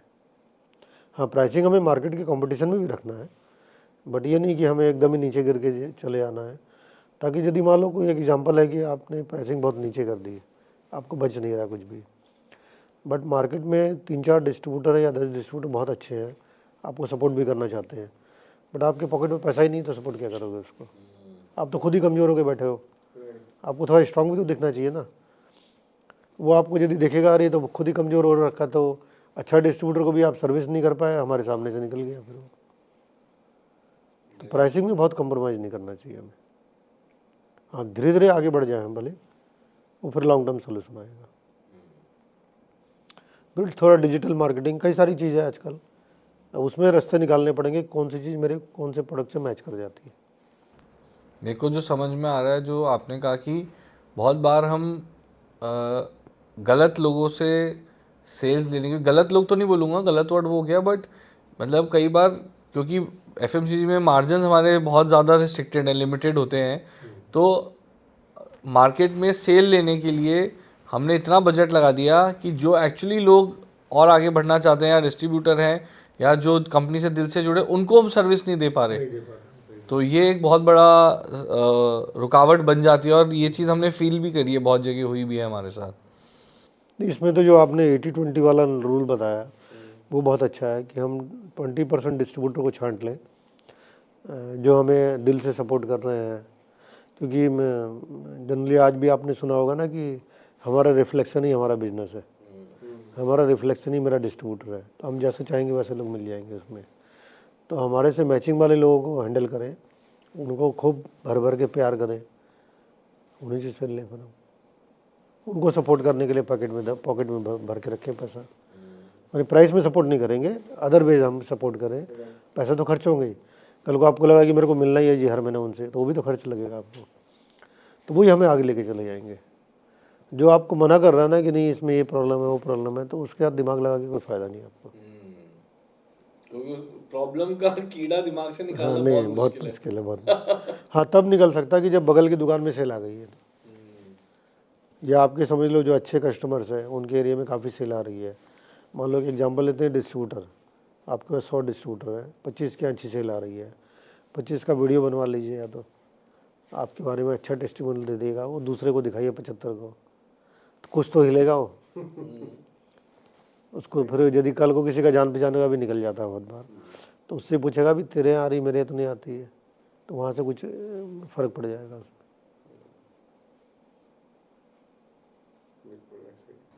बीच में एक बार स्टार्टिंग में आपने वो एक बात बोली थी कि एक आपने अपना वो बना रखा है रूल्स की, इसी के बीच में एक ZSM को या उसको काम करना है। तो ये बात मैंने कई लोगों से और सुनी कि एक फ्रेमवर्क बना लेते हैं खुद का कि डूज एंड डोंट्स का, इन अ वे कि ये रास्ते में मैं नहीं जाऊंगा, या तो ऐसा इस पे थोड़ा सा और मैंने इसको आप थोड़ा सा टेक्निकल वर्ड बोलेंगे, पॉलिसी बोल सकते हैं। जैसे एक एग्जांपल दो, डंपिंग पॉलिसी। डंपिंग पॉलिसी क्या होती है कि महीने के लास्ट में माल ठोक के आ जाते हैं उसको, तो हमारी कंपनी अलाउ नहीं करती है। अच्छा, डंपिंग पॉलिसी से रिलेटेड है उधार देना, तो हम बोलते हैं उधार मत दीजिए। मतलब हम लोग 3 टायर में काम करते हैं, super stockist, distributor then retailer. तो सुपर को तो हम उधार देते नहीं, वो शुरू से पॉलिसी है, कोई रिक्वेस्ट भी नहीं करता हमसे। अब सुपर से डिस्ट्रीब्यूटर को जो बिजनेस होता है वो उधार पे होता है उसमें, तो हमने अपनी टीम को बोल रखा भी वहाँ भी तुम्हें ही कंट्रोल करके रखना है, तुम्हें छुट्टी नहीं करवानी है, छूट नहीं दिलवा देनी है कि सुपर को आके धमका दो सर माल भेज दीजिए नहीं तो चेंज कर दूंगा आपको। उधार बढ़ाने के लिए धमकाने का काम भी करते हैं। तो हमने कर रखा कि नहीं ये करना नहीं है, और ये बात हम कॉन्फ्रेंस में भी बोलते हैं, डिस्ट्रीब्यूटर के सामने बोलते हैं कि उधार आपको 1 बिल का ही मिलेगा या 15 दिन का मिलेगा, जो टर्म्स कंडीशन है, क्योंकि कंपनी इसको उधार दे नहीं रही है। तो जो टर्म कंडीशन आपका इनके साथ है, मेरे साथ नहीं है कुछ भी इसमें, तो जैसा बोलता है वैसे ही करना पड़ेगा आपको। तो ये यदि हम उधार को खोल देना तो इतनी डंपिंग होने लग जाएगी, और फूड प्रोडक्ट होने के कारण 6 महीने की सेल्फ लाइफ है, तो एक्सपायरी बढ़ जाती है इसमें। हाँ, अब प्लस फिर कुछ पॉलिसीज़ उनके काम की कर रखी है कि आपको हर रिटेलर के पास, मैंने हर हमारे फ्रंट लाइनर लड़के को हर रिटेलर के पास महीने में 1 बार जाना है, वो एकदम इमीडिएट मैंने मिनिमम है। आप 2 बार जा सकते हो तो ठीक है, नहीं तो 1 बार तो जाना ही है आपको। इसी तरह से रिटेल पे एक लड़का देते हैं, हम लोग ये समझ लेना कि ये मानते हैं कि लड़का 20 बिट में काम करेगा महीने में, उसकी वर्किंग डे 23 आती है, संडे और कुछ छुट्टियां भी हटा देते हैं, तो 3 हमने बीट उसको फ्री छोड़ रखा है। 3 बीट तो डबल कर लेना या मिक्स कर जैसा भी कर लेना। 500-600 दुकानें लगभग। हाँ, तो 20 बीट में समझ लो 40 दुकान करके 800 दुकान हो गई उसकी। ये रूरल के लिए हो गया, बट जो अर्बन है जिसमें हमारा दिल्ली आता है, दिल्ली में एक लड़के के पास 250 दुकान होती है, उसको वीकली जाना है। अच्छा, रूरल में वीकली या फोर्टनाइटली नहीं करते, वंस अ मंथ? ओके। पर ऐसा क्यों, रूरल डिमांड स्लो है? मतलब नहीं, डिमांड स्लो नहीं, इतना फास्ट कॉस्ट भी एक पड़ता है, और दूसरा इससे काम चल जाता है, प्रोवाइडेड डिस्ट्रीब्यूटर को खुश करके रखो। तो खुश मतलब रिलेशनशिप, नॉट पैसा दे के, वैसे खुश करके रखो। क्योंकि रूरल में डिस्ट्रीब्यूटर का कनेक्शन दुकानदार के साथ होता है, वो फ़ोन पे चाहे तो ऑर्डर ले सकता है, या चूँकि वो 2-4 कंपनी का काम करता है तो उसका स्टाफ भी होता है, वो काम कर लेता है। अच्छा, और डीप में आप यदि जाते हो, किसी भी दुकान पे यदि हम वीकली जाएंगे तो महीने में 4 ऑर्डर लगाएगा। अच्छा, मुझे लग रहा है कि मेरा 2 ऑर्डर से ज़्यादा आता ही नहीं है, तो मैं 4 बार क्यों भेजूँ फिर उसको। और उसको ये ज़रूरत होगी बीच में फ़ोन करके मंगा लेगा डिस्ट्रीब्यूटर से। क्योंकि रूरल में जो डिस्ट्रीब्यूटर का एरिया होता है वो कितना होगा, 10 किलोमीटर मैक्सिमम, उससे बड़ा नहीं होगा। तो मालूम पड़ा पैसे लेने भी जा रहा है वो, या उसका आदमी जा रहा है, वो उठा के लिया था ऑर्डर। अच्छा, हमने कई जगह ट्रायल मार के भी देखा कि रूरल में हमने वीकली सर्विस कर दी, सेल कुछ नहीं बढ़ी हमारी। ये हमारे साथ भी। तो फिर हमने उठा लिया उसको। फिर किसी ने बोला अच्छा सर फोर्टनाइटली तो अलाउ कर दो। तो मैंने कहा देख, सेल के साथ रिलेशन है, यदि मैं लड़के को महीने में एक बार भेज रहा हूँ और लड़के की टेरिटरी में 5 लाख रुपए की सेल आ रही है, अब तू इसको फोर्टनाइटली की बात कर रहा है तो 10 लाख की सेल ला दे मेरे को। उसको पता मैं ला ही नहीं सकता 10 की सेल, तो फिर वो भी नहीं डिमांड करता है फिर। अभी एट प्रेजेंट खाली दिल्ली में हमारे वीकली है, बाकी सब जगह मंथली है। कुछ जगह फोर्टनाइटली अभी चल रहा है, अभी जहाँ जहाँ हमने लगाया था सारा विड्रॉ नहीं किया, बट फोर्टनाइटली से हमारी कुछ सेल में इफेक्ट नहीं आया। हो सकता है डिस्ट्रीब्यूटर अंदर से भले ही खुश हो गया होगा, लेकिन मुझे तो सेल नहीं आई। हाँ, कुछ तो वो एक फीलिंग है। या फिर कोई नया डिस्ट्रीब्यूटर बनाना था मुझे, उसने कंडीशन डाल दी फोर्टनाइटली चाहिए मेरे को, तो हमारी टीम ने एग्री कर लिया। फिर हम टीम से पूछेंगे अच्छा एग्री तो किया, बहुत बढ़िया बात है, 10 लाख तो दिखाओ। अब तुम 5 लाख में बैठे हो, फिर तो पहले वाला ही ठीक था, 5 लाख कर रहा था। तो टीम भी बहुत बार वो मतलब अपने आदमी को फिट करने के चक्कर में ना, डिस्ट्रीब्यूटर को फिट करने के चक्कर में ये बदमाशी करते हैं। हो जाता है। हाँ, राइट सर। वैसे जिस समय आपने, हमारी कंपनी ने काफ़ी मैसिवली ग्रो किया, उस समय मतलब ऑलरेडी पार्ले, ब्रिटानिया जैसे भी काफ़ी बड़े नाम थे मार्केट के अंदर, तो क्या पोजीशनिंग में चेंज या इनोवेशन ऐसा था जिस वजह से हम लोग फिर अच्छा जगह बनाते गए, या डिस्ट्रीब्यूशन हमारे लिए बहुत कारगर साबित हुआ?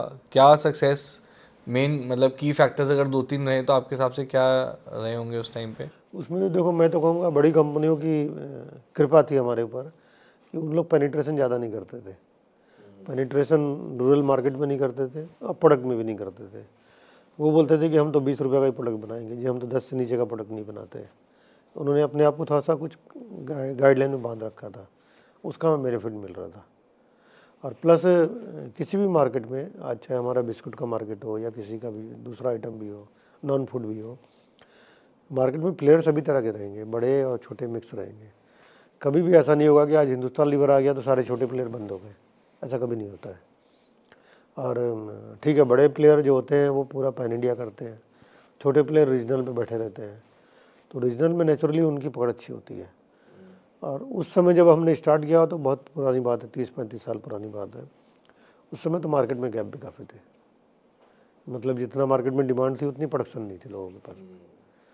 अब ये चैलेंजेस पिछले 10 साल से आ रहे हैं कि प्रोडक्शन और डिमांड मैच कर गई है। अब जो एफिशिएंट है उसको ग्रोथ मिल रही है, जो नहीं एफिशिएंट है उसको कम ग्रोथ मिल रही है। बट ऐसा नहीं कि आउट हो गया, वो है अभी भी, और ये अपॉर्चुनिटी हमेशा रहेगी, आगे भी रहेगी, मैं जो मानता हूँ। हाँ ठीक है, आप उतना बड़ा नहीं बन पाओगे, ये भले ही हो सकता है, बट अपॉर्चुनिटी जाएगी नहीं आपकी। रीजनल वाली अपॉर्चुनिटी कभी ख़त्म नहीं होने वाली। जैसे आप एग्जांपल देख लीजिए, मॉडर्न ट्रेड, जो बिग बाज़ार आए थे समझ लो, उसके पहले की हम बात करें, बिग बाज़ार जब बड़ा होने लगा उसके पहले छोटे छोटे लोग थे बहुत सारे। आपने नाम सुना होगा 610, और एक मुझे कई सारे नाम याद नहीं है अभी, तो वो छोटे छोटे रूप में थे उनके। जब बिग बाज़ार आया तो सबको बंद करा के चले गया, तो लोगों ने बोला कि नहीं, अब बड़े स्टोर का फॉर्मेट आ गया। अब देख लो, बिग बाज़ार के बाद में अभी भी छोटे वाले लोग चलते हैं, जो सिटी वाइज हो गए। जैसे आज दिल्ली में मतलब कई सारे चेन ऑफ स्टोर है जिनकी 6 दुकान है, किसी की 8 दुकान है, आपके जयपुर में भी ऐसी होगी। तो ऐसा नहीं कि वो ख़त्म ही हो जाएंगे, ठीक है उतने बड़े नहीं बन पाएंगे, बट उनकी भी अपनी चलेगी उधर में, रीजनल लेवल में वो रहेगी हमेशा अपॉर्चुनिटी। क्विक कॉमर्स या मॉडर्न ट्रेड बढ़ने से आपके हिसाब से किराना स्टोर्स पे इतना फ़र्क नहीं पड़ेगा, या अब लग रहा है फ़र्क पड़ेगा, स्पेशली जो क्विक कॉमर्स के कारण बोल रहे हैं। जैसे मॉडर्न ट्रेड को मैं पिछले 10 साल से देखता हूँ, मॉडर्न ट्रेड के कारण कोई फ़र्क नहीं पड़ा हमें। हाँ, बट मॉडर्न ट्रेड से पोजीशनिंग का फ़र्क पड़ता है कि मेरा प्रोडक्ट यदि मॉडर्न ट्रेड में है तो लोग मुझे थोड़ा ज़्यादा अच्छा नज़र से देखेंगे, मेरे को एक अच्छी कंपनी मानेंगे, और नहीं है तो हो सकता है वो परसेप्शन मेरा ख़राब हो जाएगा। बट क्विक कॉमर्स आने से जैसा अभी न्यूज़ में आ रहा है कि इतनी दुकानें बंद हो गई। अब ठीक है, वो रिसर्च सही है गलत है मैं नहीं उस पर जा रहा हूँ, बट आज हम लोग प्रैक्टिकल देख रहे हैं। घरों में जो सामान मंगाते हैं तो हमारे पास एक ऐसी दुकान होती थी जिसको हम महीने का सामान लिखाते हैं या 15 दिन का सामान लिखाते हैं, बट क्विक कॉमर्स में वो चीज़ थोड़ा कम होती जा रही धीरे धीरे करके। तो इससे नज़र आ रहा है कि सेल का इफेक्ट तो पड़ेगा क्विक कॉमर्स के कारण। जनरल ट्रेड की सेल में थोड़ा चैलेंजेस आएगा। बिल्कुल, हमारे खुद के घर में मुझे लगता है कि हफ्ते में 4 दिन 5 दिन कुछ ना कुछ तो ब्लिंकिट और इससे आ ही रहा था होगा। बच्चों को वो आदत पड़ जाएगी, तो ये जैसे नेक्स्ट जनरेशन बड़ी होती रहेगी तो धीरे धीरे क्विक कॉमर्स की तरफ शिफ्ट हो जाएगी। अब वो जो कल्चर था कि एक राशन की दुकान से महीने का हफ्ते का राशन आना है, वो कल्चर चेंज होगा और बटन दबाने वाला काम हो जाएगा फिर। अब ये सवाल नहीं है ना, बच्चे ने बोला ये चाहिए तो नहीं है, बोले नहीं है तो मंगा दो, 5 मिनट में आ जाता है। अब तो जाना भी नहीं है कहीं पे। जैसे पहले होता था ना, किसी नॉलेज के बारे में बात होती थी, इस शहर की पॉपुलेशन क्या है, तो हम 4 लोगों से पूछेंगे तो बोलेगा गूगल करो ना, अभी तो मालूम पड़ जाएगा। अब तो गूगल भी नहीं करना, चैट जी। अब यदि कोई पूछ रहा है तो उसको सबसे बड़ा बेवकूफ़ मानते हैं। बोला देख लेना, खुद ही पूछने की क्या दरकार।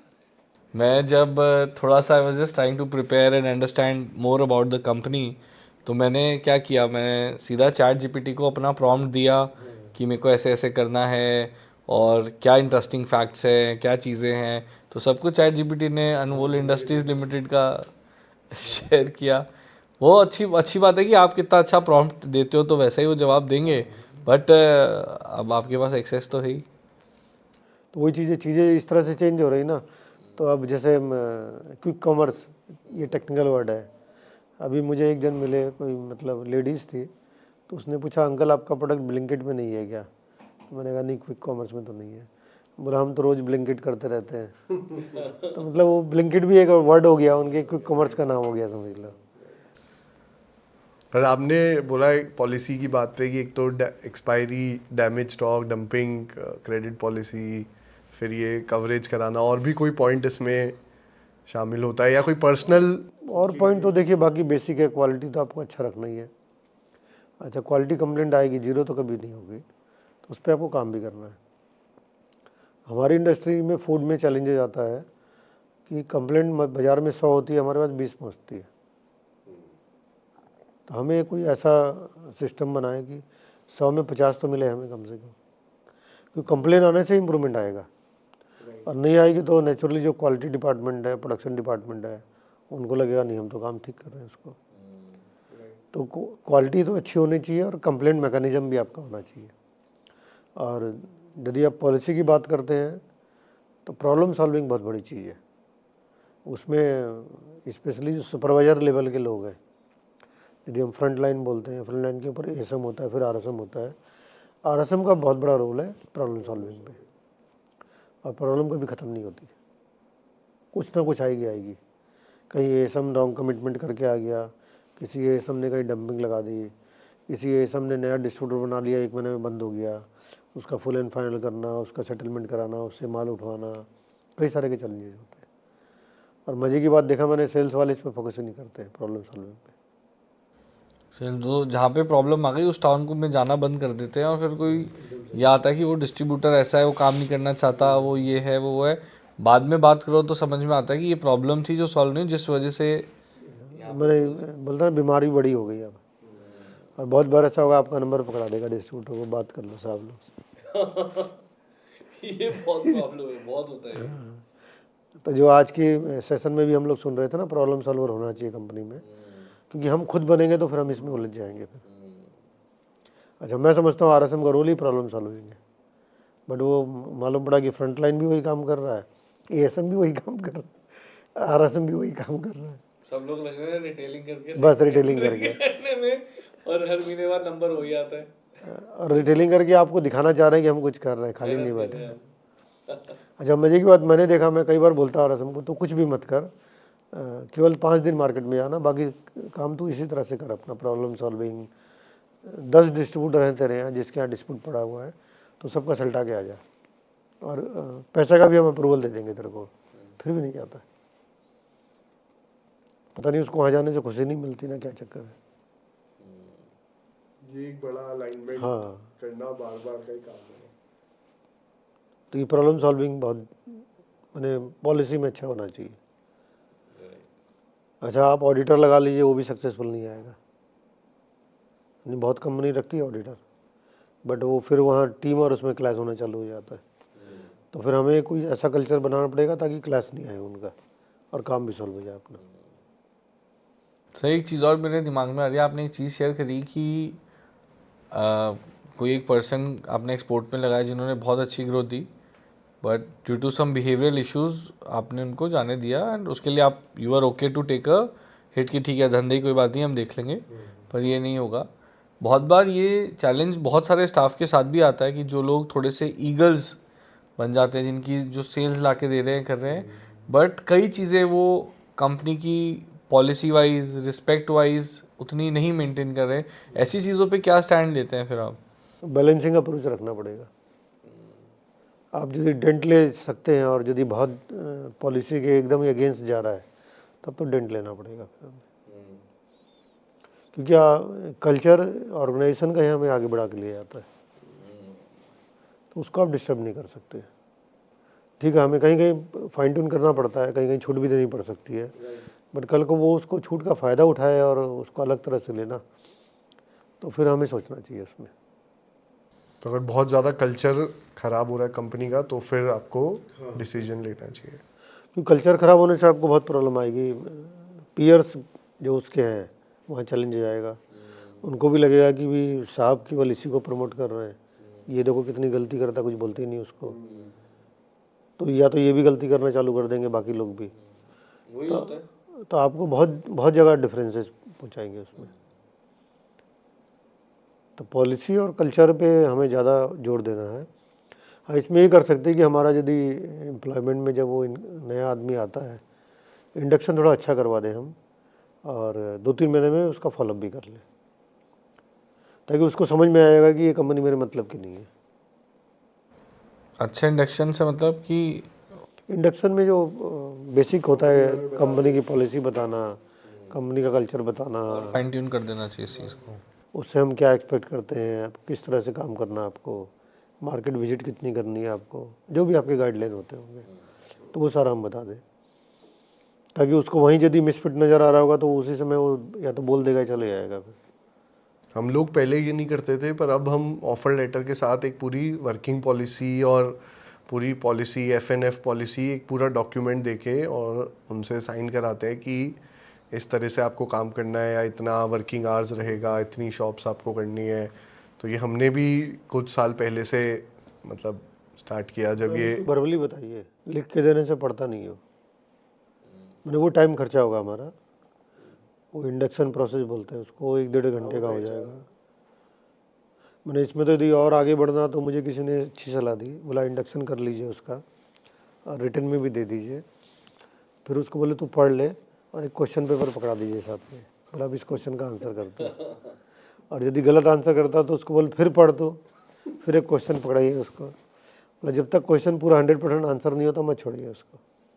एग्जिट पॉलिसी भी अब हम बताने लग गए हैं लोगों को, पहले स्टार्टिंग में हम नहीं बताते थे कि हमें लगता है एग्जिट भी, क्योंकि कई मतलब ये बहुत वो एक हमने फील किया कल्चर था, बहुत लोग बस वेट करते हैं जिस दिन सैलरी आई उस दिन लीव कर दिया।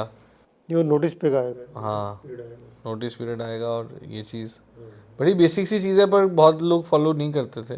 देखो फॉलो नहीं करने के कारण या तो हमारे पेरेंट्स ने सिखाया नहीं या उन्होंने किया नहीं, यहीं से आता है इसमें। आप देखो बहुत पहले बोनस भी नहीं होता था कि दिवाली में बोनस मिल जाएगा, बट बोनस की पूरी पॉलिसी होती है। अभी भी कई लोग बोनस पॉलिसी नहीं मेंटेन करते, मतलब मुझे ध्यान है कि हम लोग बोनस पॉलिसी नहीं मेंटेन करते थे 2005 तक। अब क्या फादर ने कर रखा था कि 20% बोनस देना है, तो ठीक है 20% देना, तो हमने देखा 2.5 महीने की सैलरी, तो हम 2.5 महीने की सैलरी पकड़ा देते थे उसको। बाद में जब पेमेंट ऑफ बोनस पकड़ा, एक्ट पकड़ा, तो 20% तो मैक्सिमम होती बोनस, और वो 2.5 महीने की सैलरी नहीं होती है, उसमें गवर्नमेंट का रूल है कि 7,000 रुपीज़ और ऐसा कुछ कैलकुलेशन है, तो 2005 से फिर हमने चेंज किया। और अभी भी हम 20% दे रहे हैं, लेकिन पहले जितना देते थे उसका आधा पेमेंट जा रहा है अभी। तो बहुत बार हमें लगता था कि हम अच्छा काम कर रहे हैं, मालूम पड़ा हम गलत काम कर रहे हैं। बहुत अच्छा बोनस है सर 20%। तो अगर वैसे देखो तो जो मैंने देखा है कंपनीज में तो 1 सैलरी ऑफ द मंथ, हाँ, जनरली 1 मंथ होता है। सैलरी ऑफ द बोनस का मंथ। नियम है कि मिनिमम 8.33% होना चाहिए, मैक्सिमम 20% होना चाहिए, वही as per payment of bonus act में लिखा हुआ है। कितना देंगे डिसीजन आपको लेना है, बट कैलकुलेशन गवर्नमेंट का चलेगा कि बोनस का कैलकुलेशन कैसे होता है। राइट। तो इसी तरह से होता ना कि बोनस हमने दिवाली में दे दिया, कैश में पैसे पकड़ा दिए, अच्छा किसी को अलग से वो ज़्यादा अच्छा काम कर रहा है तो अलग से पकड़ा दिए उसको। तो ये सब चीज़ एचआर में अब थोड़ा सा कम चलती है। हाँ। पर ये प्रोफेशनलिज्म अब आप ले आए हैं और नहीं, छोटी ऑर्गेनाइजेशन में भी नहीं होना चाहिए, मेरा मानना है छोटी ऑर्गेनाइजेशन में भी नहीं होना चाहिए। क्योंकि आज सुबह ही किसी से बात हो रही थी, उसके साथ बीच प्रॉब्लम था, मैंने एक सलाह ली उससे कि मेरे को ये रखनी है बट मेरे बजट से ऊपर मिल रही है, क्या करूँ उसको। बोला ऐसा करो कैश में दे दीजिए उसको। तो मैंने कहा नहीं, ये कल्चर तो नहीं है हमारे यहाँ। तो फिर उसने कुछ रास्ते बताए, अच्छे रास्ते थे। तो अभी भी मतलब और यंग बिजनेसमैन था वो, तो अभी भी दिमाग में है कि हम कैश में दे दें उसको, लोगों को पता नहीं चलना चाहिए। तो ट्रांसपेरेंसी आने से ज़्यादा अच्छा रहता है। एचआर वाली पॉलिसी का ट्रांसपेरेंसी है, इंडक्शन की पॉलिसी हो गई आपकी, आप जो पेमेंट टाइम से कर रहे हैं, सैलरी पेमेंट टाइम से होना चाहिए, वो सारी ट्रांसपेरेंसी होनी। जैसे माल बेचने के लिए क्वालिटी तो मस्ट है, बाकी चीज़ और मिलेगा तो बोनस चाहिए उसमें। आप बोलोगे मैं ख़राब क्वालिटी बेच रहा था, अब मैं अच्छी बेच रहा हूँ इसलिए ज़्यादा बिकना चाहिए, तो वो नहीं है। हमें माल टाइम से पहुँचाना है, जो मांगोगे जितना मांगोगे जब मांगोगे मिलेगा, वो कल्चर पे जाना आपको। नहीं तो उसने ऑर्डर दिया, हमने माल ही 10 दिन बाद भेजा उसको। पहले चलता था, पहले उसको और कोई देने वाला नहीं था, अब तो किसी और से उठा कर ले लेगा। अब तो बहुत लोग हैं, हर इंडस्ट्री में कंपटीशन है, सप्लाई तो बहुत इम्पोर्टेंट। और ये बढ़ेगा, कम नहीं होने वाला। बिल्कुल। एक छोटा सा रैपिड फायर करेंगे सर। हाँ, करिए रैपिड फायर। कुछ क्विक क्वेश्चंस पूछेंगे आपसे एंड आप भी थोड़ा सा इंस्टेंटली उस पर रिस्पॉन्ड कीजिएगा, मज़ा आएगा। सांशुल विल स्टार्ट। हाँ, तो फर्स्ट क्वेश्चन इज, एक वर्ड आपकी लीडरशिप स्टाइल को डिफाइन करने के लिए। ट्रस्ट। ट्रस्ट। ओके। वाह। एक बिजनेस डिसीजन जो आपने एकदम क्विकली 10 सेकंड में लिया हो और बहुत अमेजिंग रिजल्ट आए हो जिसके। ये पास करूँगा इसको। नहीं है, हाँ। ओके। कोई ऐसा कोई एंटरप्रेन्योर डेड और अलाइव जिसके साथ आप एक लंच या डिनर करना चाहेंगे? My father.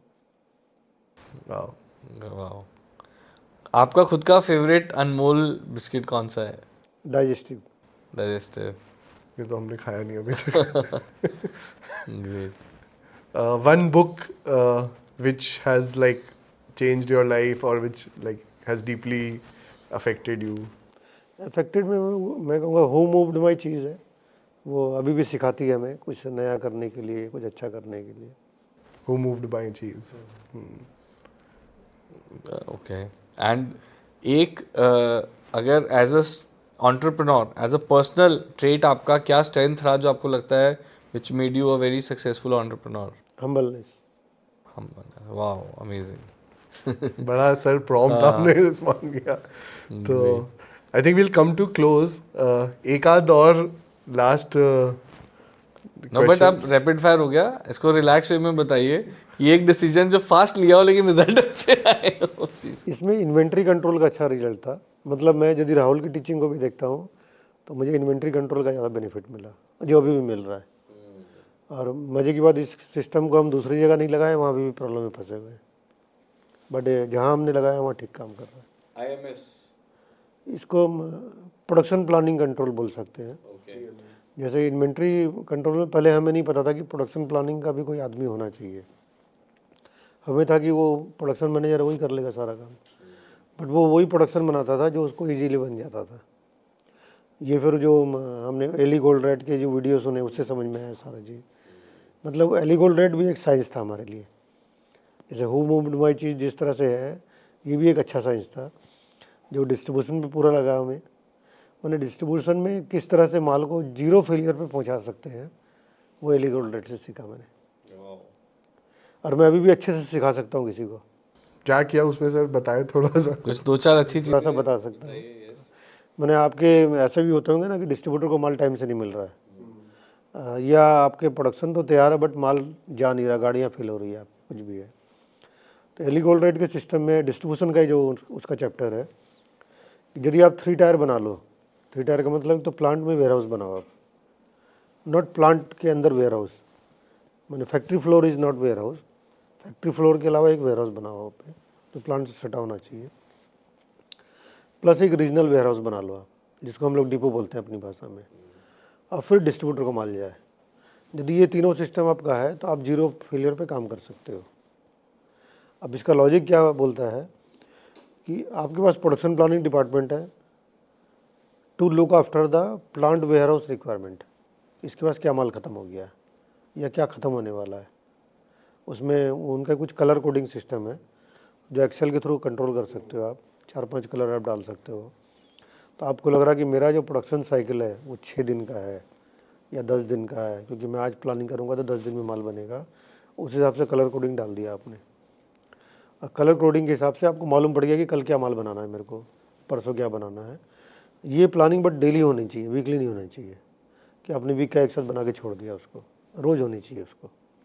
रोज़ क्या माल निकला उसको मैंने माइनस कर दिया, या क्या निकलने वाला मुझे मालूम पड़ जाता, सुबह तो पता ही चल जाता आज क्या माल जाने वाला है, उसको स्टॉक से माइनस किया। जो बनाने का प्लान मैंने कल लिया था आज के लिए वो भी मुझे पता है, तो आपको आज का क्लोजिंग स्टॉक निकल के आ गया। उस हिसाब से अपने प्रोडक्शन प्लानिंग कल की कर ली, फिर परसों की कर ली, जैसे जैसे दिन करते गया। तो उससे क्या होगा, जितनी ऊपर नीचे होनी है सब यहीं पे होगी। और इसको करने के लिए मैंने प्रोडक्शन प्लानिंग का आदमी रख रखा है। उसको करने के लिए वो प्रोडक्शन वाले के साथ अलाइन हो रखा है, HR के साथ अलाइन हो रखा है कि मेरे को ना ये जो जर्किंग है इसको सपोर्ट करने के लिए आपको सपोर्ट चाहिए। अब यदि यहाँ चीज़ों को मैनेज कर लेते हैं, तब जो डिपो वाले ने माल मांगा बोला 10 कार्टून ये भेज दो, लो भैया अभी भेज देते हैं। खाली ट्रांसपोर्ट का टाइम लगा मेरा, वो 1 दिन होगा, 24 घंटे होगा, 48 घंटे होगा। उसने वहाँ भी कलर कोडिंग डाल ली कि मेरा माल तो 48 घंटे में पहुँचता है, बट उसको ये कॉन्फिडेंस होना चाहिए कि मेरा माल बिना फेलियर के पहुँचेगा। यदि आपका माल फेलियर के साथ पहुँच रहा है तो वो फेल हो जाएगा फिर वो। तो हमें इंश्योर करना है कि फेलियर नहीं होना चाहिए। अब यहाँ फेलियर में कौन कौन रोल है, एक तो इसमें स्टॉक है कि नहीं, और स्टॉक का तो हमने व्यवस्था कर लिया है। अब एक गाड़ी वाला कल्प्रिट है साला, वो भी तो फेल हो सकता है।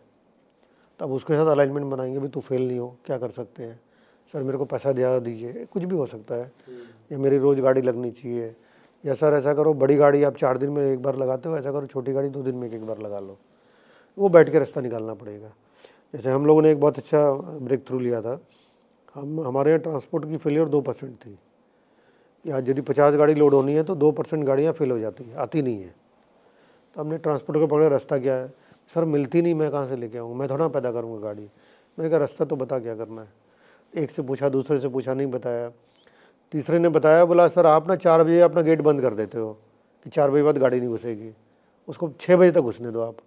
मैंने कहा उससे क्या होगा, बोला फेलियर कम हो जाएगी आपकी। तो फिर हमने अपने टीम से बात की क्या करना चाहिए, तो बोला सर 2 शिफ्ट की लोडिंग करवाइए। फिर अभी हम 1 शिफ्ट करते थे, 2 पे करवाइए। तो जो भी खर्चा फिर हमने उसका उठाया, फैक्ट्री में खाली हमें उठाना पड़ा। जैसी 2 शिफ्ट की लोडिंग चालू की हमने, फेलियर 0 हो गया, क्योंकि गाड़ी वालों को मालूम है कि गाड़ी घुसने मिल जाएगी मेरे को। अच्छा, बाकी सभी कंपनियों में नियम बना हुआ है 6 बजे बाद गाड़ी नॉट अलाउड। उनको मालूम है अनमोल कंपनी तो साला 8 बजे भी गाड़ी घुसा लेती है, बोले यहीं चले जाओ सबसे पहले। तो गाड़ी फेलियर फिर उधर से कंट्रोल किया। अब यदि ये फेलियर भी कंट्रोल कर लिया तो डिपो पे माल उसके कलर कोडिंग के हिसाब से है। अब कस्टमर में माल मांगा, अच्छा डिपो में यह है कि कस्टमर को 12 घंटे में सर्विस देनी है मेरे को, तो डिपो का एरिया उतना ही बड़ा होना चाहिए। बहुत बड़ा भी कर लेंगे तो फिर फंस जाएंगे। अब कस्टमर को 12 घंटे में माल मिल रहा है और वो भी जो मांगोगे वही मिल रहा है उसको। वहाँ खाली फेलियर तब हो सकता है यदि कस्टमर रोज़ जो माल मंगा रहा है उसमें अचानक जंप आ गया। वो 1-2 SKU फेल होगा, वो 1 बार होगा, 2 बार होगा, तो ये मंगाने वाला फैक्ट्री से ज़्यादा मंगा लेगा फिर। तो ये सिस्टम एली गोल्डरेड ने बहुत अच्छे से समझाया और मैंने प्रैक्टिकल करके भी देखा। हमारे 3 या 4 जगह डिपो है, वहाँ से हम 100% फिर मैंने सक्सेस में चलते हैं। बहुत अमेजिंग है ये, बिकॉज ये तो बहुत बड़ा रीज़न भी होता है, सेल टूटने का भी बहुत बड़ा कारण होता है ये। देखिए सेल टूटने का मैं नहीं बोलूँगा बहुत बड़ा कारण है, बट वन ऑफ द कारण है। ज़्यादा कारण है सेल्समैन को काम नहीं करने का, कि सर माल ही नहीं मिलता। पता चला काम नहीं कर रहे तो उसको मालूम पड़ जाएगा ना कि 2 दिन फैक्ट्री से फेलियर हो गया, तो वो पूरा महीना गिना देगा आपको। भी आप देख लो, किसी भी सेल्समैन को इंटरव्यू कर लो कि कंपनी क्यों छोड़ी, सर माल ही नहीं दे पाते। सर मैंने तो लॉन्च किया था उनका ब्रांड वहाँ पे। सही है। तो माल को जैसे हम अभी मैंने कहा ना, क्वालिटी अच्छी होनी चाहिए, एकदम कंपलसरी है। तो ये फेलियर भी 0 होना चाहिए, नहीं तो हम इनके हाथों में कठपुतली बन के रह जाएंगे फिर। बहुत अच्छे इनपुट्स थे सर, बहुत वैल्यूबल इनपुट्स थे ये वाले एली गोल्डरेड वाले जो आपने बताया, और आपने प्रैक्टिकल खुद अप्लाई करे हैं। ये वाले मैंने प्रैक्टिकल अप्लाई किया, तो it makes them very valuable. Amazing. तो बहुत सारे गोल्डन नगेट्स रहे हमारी कॉन्वर्सेशन में, और बहुत अमेजिंग आपने ब्रांड को इस्टेब्लिश करके, और जो आगे का भी फ्यूचर गोल है बड़ा मैसिव है, बहुत है, और इस तरह से खूब आपका जो लेगेसी बनाने का बेसिकली ड्रीम है, मैं तो ये कहूँगा, तो उसमें बहुत और सक्सेस मिले। तो हमारी जो मेन ऑडियंस रहती है वो उस फेज़ में ही है जहाँ 25 से 45 साल के लोग मैक्सिमम व्यूअरशिप आ रही है अभी। तो वो लोग भी उस जद्दोजहद में, अप एंड डाउन वाली जर्नी में भी चल रहे होंगे, या ये करना चाहिए नहीं करना चाहिए। तो मैं चाहूँगा ज़रूर उनको कुछ ऐसे डीप गोल्डन नगेट्स, लास्ट कुछ अपने इनकरेजिंग वर्ड्स आप दें, जिससे कुछ एरियाज़ में उनको क्लैरिटी मिले, डायरेक्शन मिले, और वो भी अपने वो, क्योंकि ये पॉडकास्ट का ना हमारा बड़ा प्योर इंटेंशन है, मतलब इसका जो नींव है वो बड़ा प्योर यही है कि एज अ कंट्री जो एंटरप्रेन्योरियल कम्युनिटी है, जो भी लोग धंधा करना चाहते हैं या कर रहे हैं, उनको हमारी इस धंधे की बात से अच्छा वैल्यू एक्सट्रैक्ट होना चाहिए, जो चीज़ें वो सीखे और वो हुआ है। तो any last few encouraging words that you would like to address them, then please do. मैं आपके दर्शकों को यही कहना चाहूँगा कि मिस्टर बजाज बहुत अच्छा काम कर रहे हैं। कि आप जैसे एंटरप्रेन्योर को नई एक सोच दे रहे हैं, नए आइडियाज़ दे रहे हैं। और जहाँ तक आपके दर्शकों की बात है, मैं उनको यही कहना चाहूँगा कि मेंटर रखिए, नॉलेज गेन करते रहिए। आप थ्रू पॉडकास्ट करेंगे, यूट्यूब करेंगे, बट अपने मतलब की नॉलेज होना चाहिए, और उसको एम्प्लॉय भी करिए बिजनेस में, क्योंकि आजकल नॉलेज बहुत ईजीली अवेलेबल है। उसको हमें आइडेंटिफाई करना है कि कौन सी नॉलेज मेरे लिए अच्छी है, चाहे वो पॉडकास्ट हो सकता है या किसी भी तरह के कोर्स हो सकते हैं। आजकल ऑनलाइन क्लासेस भी होती है। तो मैं तो इस पक्ष में हूँ कि जैसे पहले के ज़माने में किताब पढ़ने की बात होती थी कि किताब पढ़ना चाहिए, नॉलेज वहाँ से आती है, आजकल तो बिना किताब पढ़े नॉलेज आ जाती है। तो नॉलेज ज़रूर लेनी चाहिए, और जो बेसिक स्किल है बिजनेसमैन की वो होनी चाहिए, चाहे उसमें हम ट्रस्ट की बात करें, ऑनेस्टी की बात करें, हार्डवर्क की बात करें, उसके बिना काम नहीं चलेगा। तो मैं ऐसा करूँगा कि आप सभी लोग उस चीज़ को अपने जीवन में उतारें, और जो मिस्टर बजाज जो संकल्प ले रखा है, जो काम कर रहे हैं, उसको फलीभूत भी करें। Thank you sir, thank you so much, thank you so much. But I really feel that as a veteran बहुत कंट्रीब्यूशन है आपका एफएमसीजी इंडस्ट्री में, और आपके सारे जर्नी से, आपके अलग अलग अप्स एंड डाउन्स की सब स्टोरी से लोगों को एक्चुअली बहुत वैल्यू मिलेगी। So thank you so much for being here. Thank you ji, thank you.